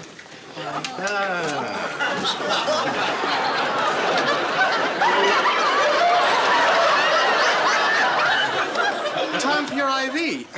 Now, what would you like? We've got dextrose, glucose, plasma, saline, 7-Up, Dr. Pepper, and ginger ale. That's it. The pacemaker just went. Pretty good, huh? Oh, Danny, why'd you tell everybody to leave for? Well, I figured they wouldn't want to stay. I mean, the last time I came around, we all got shot at. Wait, who got shot at? So, how you doing? Okay. Good. Excuse me, what about this shooting? So, how you doing? Pretty good, pretty good. I'm a little jumpy. I find myself whirling around a lot when I'm out on the street, but I'm okay. Listen, Sonny girl, you mentioned about shooting. See, I'm a heart patient, and my doctor told me I should specifically avoid gunfire. Fatty foods and gunfire. Well, don't worry about it, because I'm leaving. Thanks, God. Listen, I'll come back and see you in a few days. Will you still be you? Yeah, but who will you be? I'll surprise you. Take care, little brother. Bye, big brother. Danny, your wig. Thanks.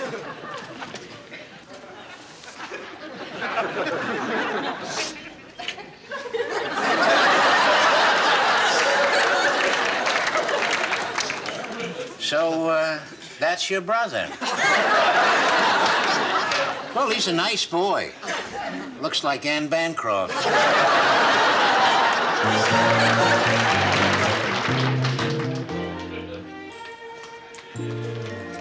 Mary, I got your message. Are you all right? Oh, Jess, thanks for coming. I was just so depressed. Well, Mary, hospitals depress everyone. I mean, they make them that way on purpose, you see, so sick people will get well in a hurry and go home. It's not just that. It's my whole life. I have one son who's about to become my daughter. I have another son who someone's trying to kill. I have a lunatic stepson and his dummy living in my house, and a husband who doesn't want to make love to me. That's not life. That's something by Tennessee Williams. Well, Mary, at least you have something. Something? Yes, well, I mean, look at my life. Chester's always working, so he's never home. Corinne has moved in with Peter, so she's never home. And Eunice is always traveling around, so she's never home. And Billy's growing up now, you know, so he's never home. And Daddy is, well, Daddy's, you know, just never home. Do you know what I do? I wander around that big house all day long, not knowing what to do. I can't wait till 3 o'clock to talk to Dinah Shore. What? Dinah Shore. I talked to her. She doesn't answer back. She's on television, Mary, so of course she can answer back. But, you know, she has such a nice face, and she's so pleasant. I mean, I find it very comforting to have her to talk to. Jess, you can call me. Why don't you call me? Oh, Mary, I wouldn't want to bother you. My goodness, you have enough problems of your own. Besides, you're the one that needs cheering up today. That's why we're having lunch together. Claire, you are so cute when you're mad. I'm serious, Chester. If you don't leave Jessica this week, I am going to the Securities Exchange Commission. There'll be no need to do that, my darling. No need at all. Why, Chester? Because I'll be leaving Jessica. When? Let me surprise you. Now, Mary, I mean, if we didn't have unhappy experiences, how would we know when we were having happy ones? Oh, God. What, Mary? What? Oh, look at this plate, Jessie. Isn't it beautiful? The pattern is so delicate. Mary, it's white. That's what I mean. The pattern is so delicate, you can't see it. Jessie, don't look.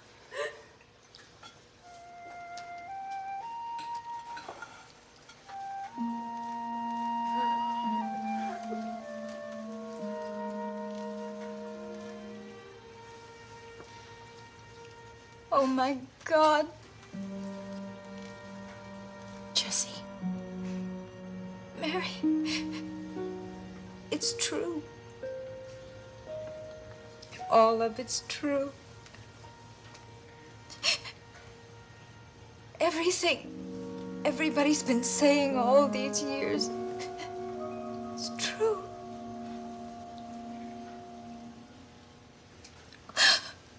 Oh, Mary. I would faint if I knew how.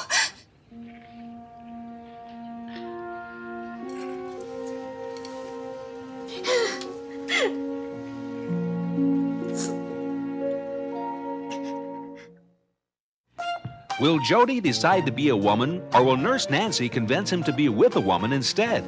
Since Bert couldn't with Mary because he thought he was a murderer, now that the psychiatrist has told him that he isn't a murderer and didn't do it, will he be able to?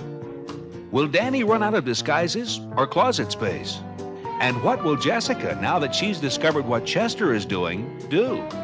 These questions and many others will be answered on next week's episode of Soap.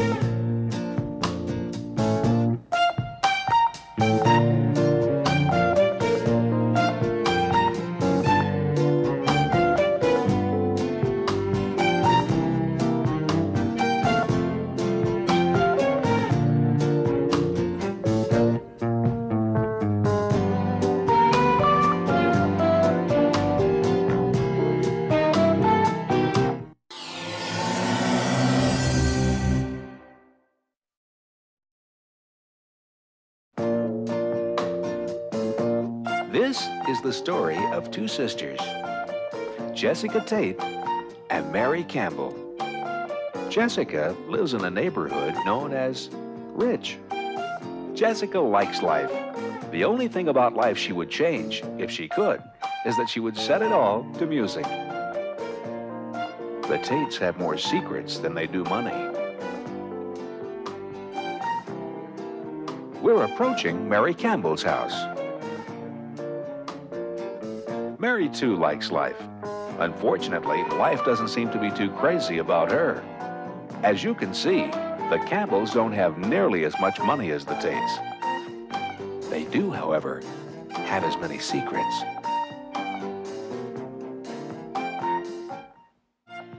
In last week's episode of Soap, Jody checked into the hospital to become a girl and wound up meeting a girl who would like him to stay a guy.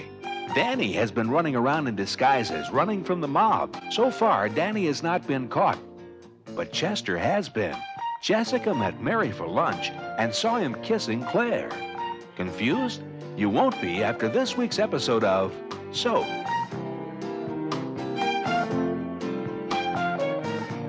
We began this week's episode of Soap shortly after Jessica and Mary saw Chester and Claire. Oh, Mary, thank you so much for coming home with me. Feeling any better? Uh-huh. Good. I really feel like such a fool, Mary. I mean, all those years of not believing, and I still find it hard to believe. I mean, not that I don't believe it, Mary. I mean, I do believe it. I saw it with my very own eyes. It was Chester and Claire, and he was kissing her.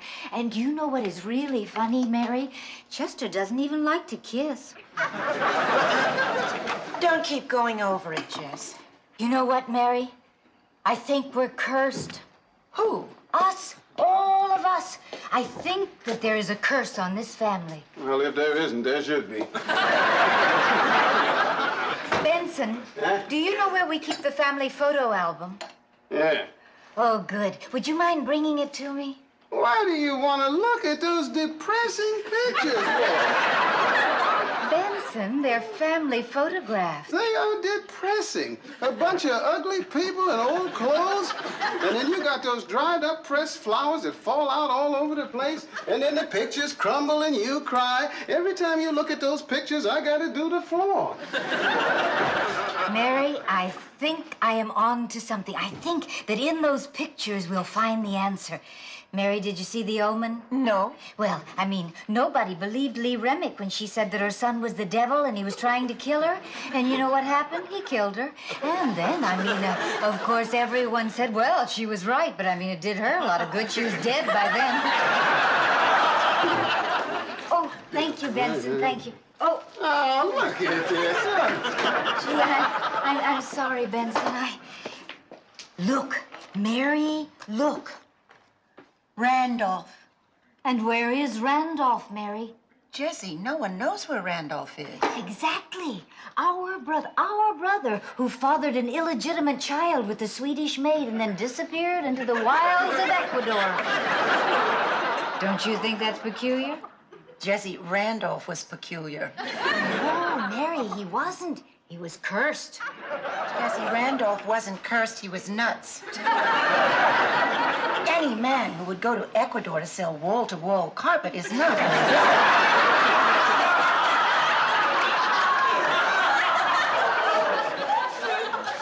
Mary, look at this. Who's that? Well, I don't know who it is, Mary, but I saw The Exorcist, and that face is worse.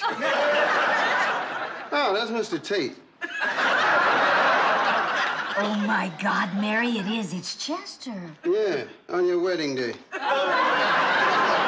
It is not, Benson. It's our Halloween party because I'm dressed as Chiquita Banana. You think I wear bananas on my head to a wedding? Don't ask me. I wish I knew someone that removes curses. Jessie, we are not cursed. There is no such thing as a curse. Mary, how can you say that? I mean, Mary, look at me. I married a man who does you know what? That's not a curse. I have one illegitimate daughter who sleeps around. It's not a curse, Jess. Well, I have one daughter who doesn't even go out on dates. That's not a curse.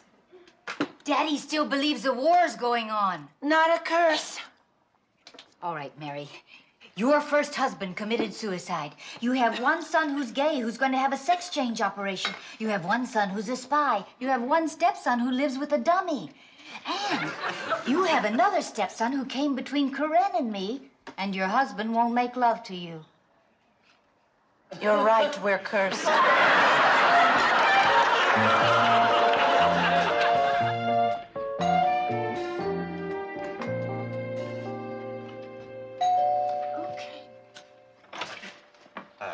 Mrs. Campbell. Yes. I'm your son Danny's employer. May I come in? Yes. Oh, thank you. Oh, it's nice. Where is he? House hunting. He's been driving me crazy. You know, every time he goes into a house, he's gonna look around all the rooms. Mrs. Campbell, about Danny, you know, I'm a little bit worried about him. He leaves so suddenly. Listen, Mr. Smith.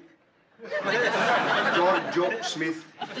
My friends call me Georgie or Georgie boy. My mother calls me Face. My father calls... Forget about my father. You don't listen. Danny's not here. He's in Europe. You have his address in Europe? No. Just Europe. Well, you know, this creates a little problem for me because my boss wants me to find Danny so bad. He says if I don't find him, then nobody's ever going to see me again. I know who you are. Giorgio Smith. You want to kill Danny, don't you? Kill? Kill Danny? Where do you get such crazy ideas from? Kill Danny, eh? Ma, lachem, shalom, gewolken, Meshuggah, how are you, nieces? Rabbi Maccabee here collecting some money for trees. Hello, mister. You look like a fine gentleman. Nice hair. Nice Jewish people. Campbellwitz. It's a nice Jewish name. It's Campbell. Not Jewish. Well, forget the trees then. I don't know why they want more trees anyway. Israel is a jungle from the trees. Wait. I'll get you some money. No, hey. Aspetta un momento. You know, there's a lot of phony balloonies going around here collecting for things they just make up. You got credentials? Credentials? Yes. Do I have credentials? You want credentials? 5,000 years of suffering. How's that for a credential? You want credentials? I'll give you credentials. All right. I'm sorry. Credentials, he asks. Bar mitzvah, chopped chicken liver, Tel Aviv. A bagel credential. Mr. Schmarty Pants, your head should grow in the ground like an onion. You want credentials. Wholesale a credential. All right, Rabbi. I was just trying to be careful. There you go. And Mrs. Campbell will be in touch with you, eh? You want more credentials? No, I don't. I'll give you some more credentials. I'm sorry, Rabbi. Let me give you a check. Ma, it's me. Danny! Oh, God. You know who that was? They want to kill you. I know, Ma. You got to get out of here. Ma, it's all right. They're gone. You're not a spy, are you? No, Ma, I'm not. Oh, God. Hi, How you doing? Mary, will you give money to every crackpot that comes around? Bert, It's for a good cause, right? I know, that's what they all say. What is this for? Trees, I bet, right? Huh? Trees? Huh? What is with your country and trees? I don't know. Maybe they got a lot of dogs, Bert. Danny! No, Danny! I was just leaving. Boy, Dan, you had me fooled. It's Danny. I know, Bert. I gotta go. Ma, I'll come back again soon, I promise. No, the back way. Oh, all right. That's a great outfit.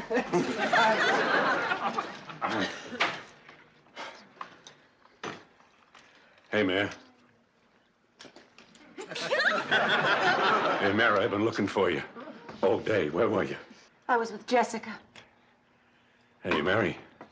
What do you say, how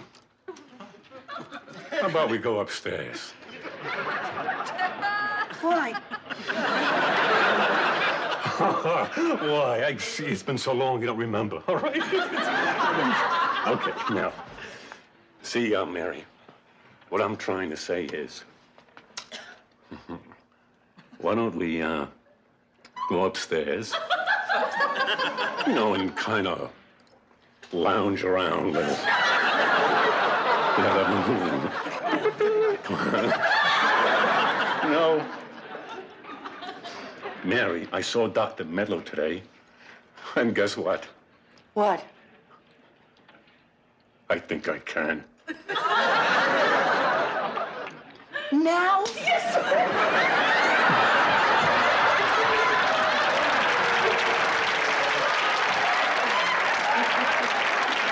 Oh, Bert, not now.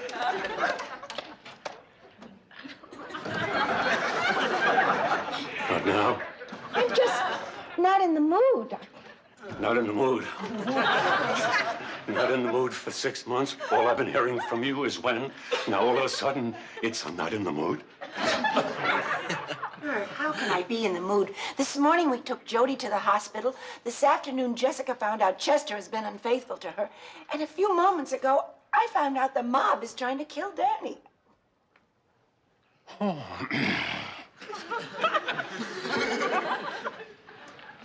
Well, that kind of lets the air out of my tires. So to speak, you know.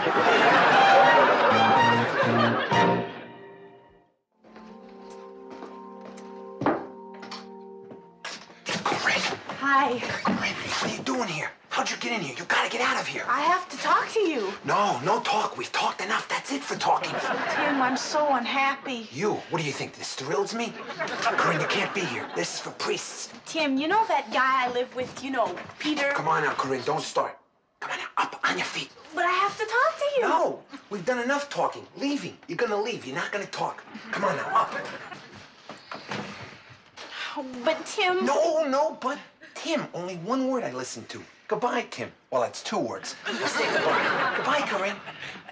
Goodbye, Tim. Good. I like that. You did that well.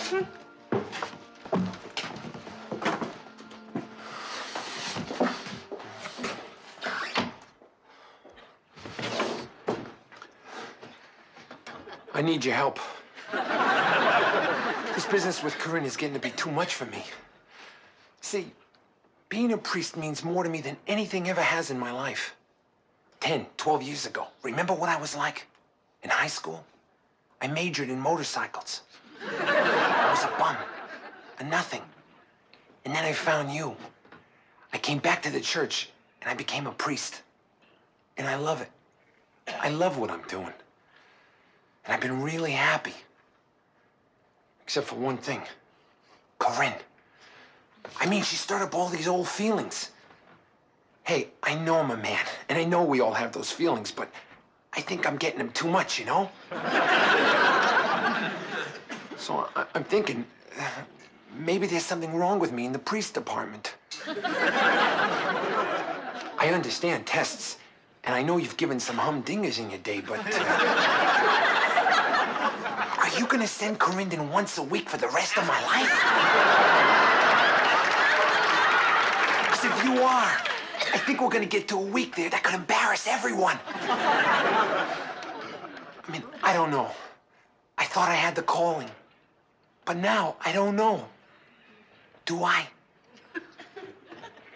I'd ask for a sign.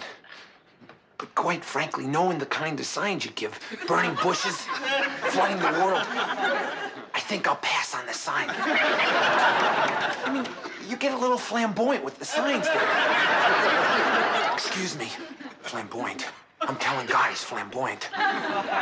Well, thanks for listening. I feel better just having talked. And if you got an answer, all right, you could give me a sign. But nothing crazy now. Please. Goodbye. Dennis, what do you mean it's not such a good idea that I have the operation? I don't know. I mean, a sex change operation, it's such a drastic step. What are you talking about? I don't know. Dennis? Well, it's just that, well, I've been thinking, and maybe it's not such a good idea. Why? Dennis, what's going on? I'm gonna marry Jill. You what? Excuse me. I have to go meet Mandelbaum here. See, he challenged me to a race around the hospital floor. I'll be back in a week or two.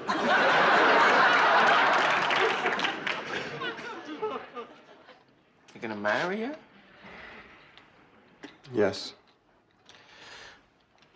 Well, that's one wedding night they could show on Saturday morning television. Jody, I'm sorry. Oh, I love it. The homosexual and the starlet are getting married. You'll kill each other fighting over the electric rollers. Jody. You're gonna marry your dentist? Do you have any idea what you're getting yourself into? Jody, I'm scared. Oh, I don't blame you. No, I have to do it. Jody, I'm a football player. That's all I know. Soon I'll have to earn a living from having been a football player. I'm not the smartest guy in the world. I can't do anything else, Jody. Look, even if you had the operation, I mean, sooner or later people would find out. I'd never be able to find work. I can't do it. I don't want to marry her, but I'm scared. I guess you'll have trouble believing it, but I love you. And I'll always love you. Sorry, Jody.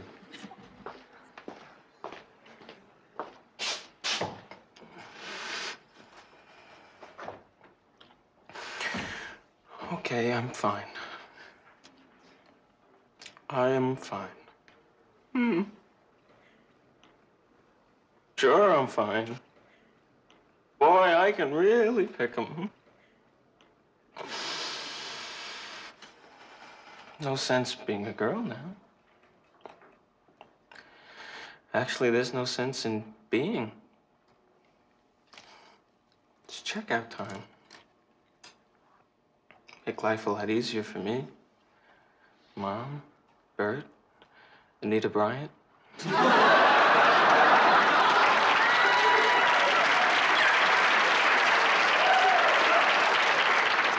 for your pill, Mr. Dallas. Nurse, hemorrhage in 514, quick! Would you look at this? Very nice. What, are you trying to tell me something? Just a few of these, and a couple of the yellow. Love the lavender ones. And a whole bunch of these.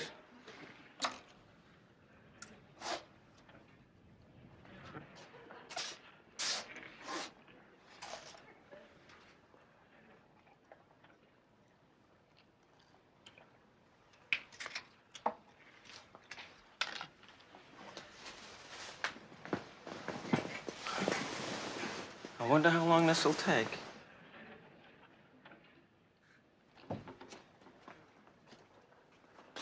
Jody? Jody, did I ever tell you about my wife? I know you're not in the mood right now to hear stories by old men, but you'll listen. Because it could help. You see, my wife, Jody, my wife was a wonder. I swear she was a miracle, Jody. She used to walk down the street. The whole Bronx would light up. I used to stare at her in amazement, thinking how lucky I was. And after 15 years, I still stared at that woman in amazement. She was all I needed, Jody. I had the whole world right there. If I died, I could have died happy. The trouble was that she died. One day, he wakes up, little lump.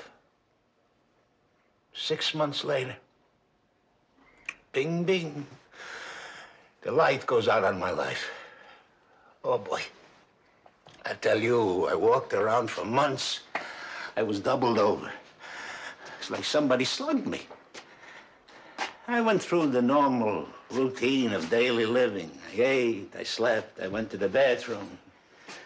And in between these three major activities, Jody, there was a lot of pain.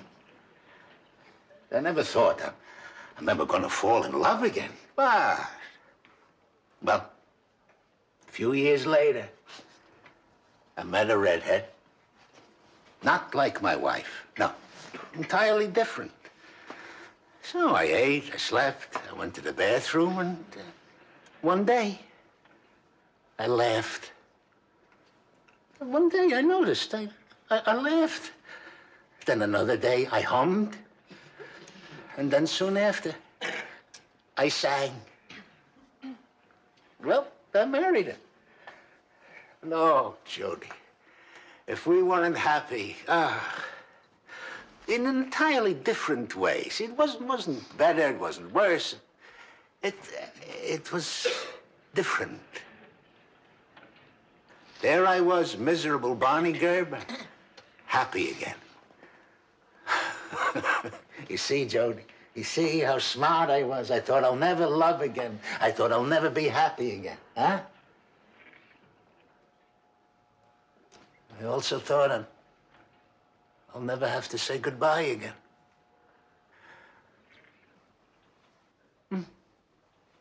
Yeah, 10 years we were happy, Jody. And then one day, some maniac with bourbon in his blood, something on his mind, runs through a red light and stops Barney Gerber right in mid-song. Well, it was 16 months ago. Well, since then, I have eaten, I have slept. Occasionally, I went to the bathroom. And I had a heart attack. So I said, Gerber, that's all. You're finished, forget it. What? It's never going to happen again. Once was wonderful.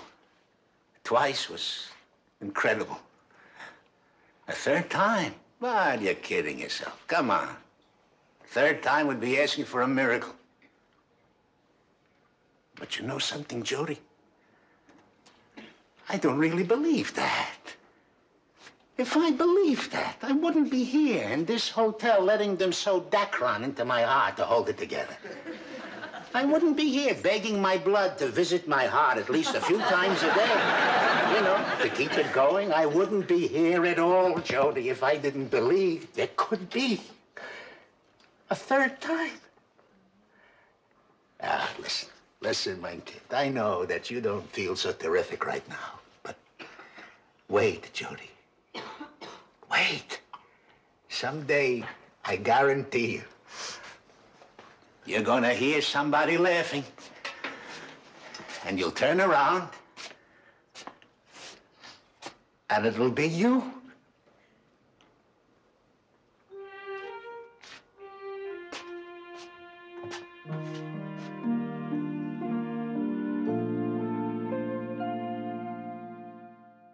Are the Tates and the Campbells cursed?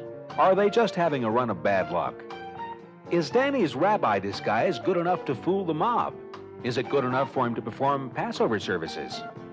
Will Father Tim get a sign from God? A phone call? A mailgram? Something. Will Jody live? These questions and many others will be answered on next week's episode of Soap.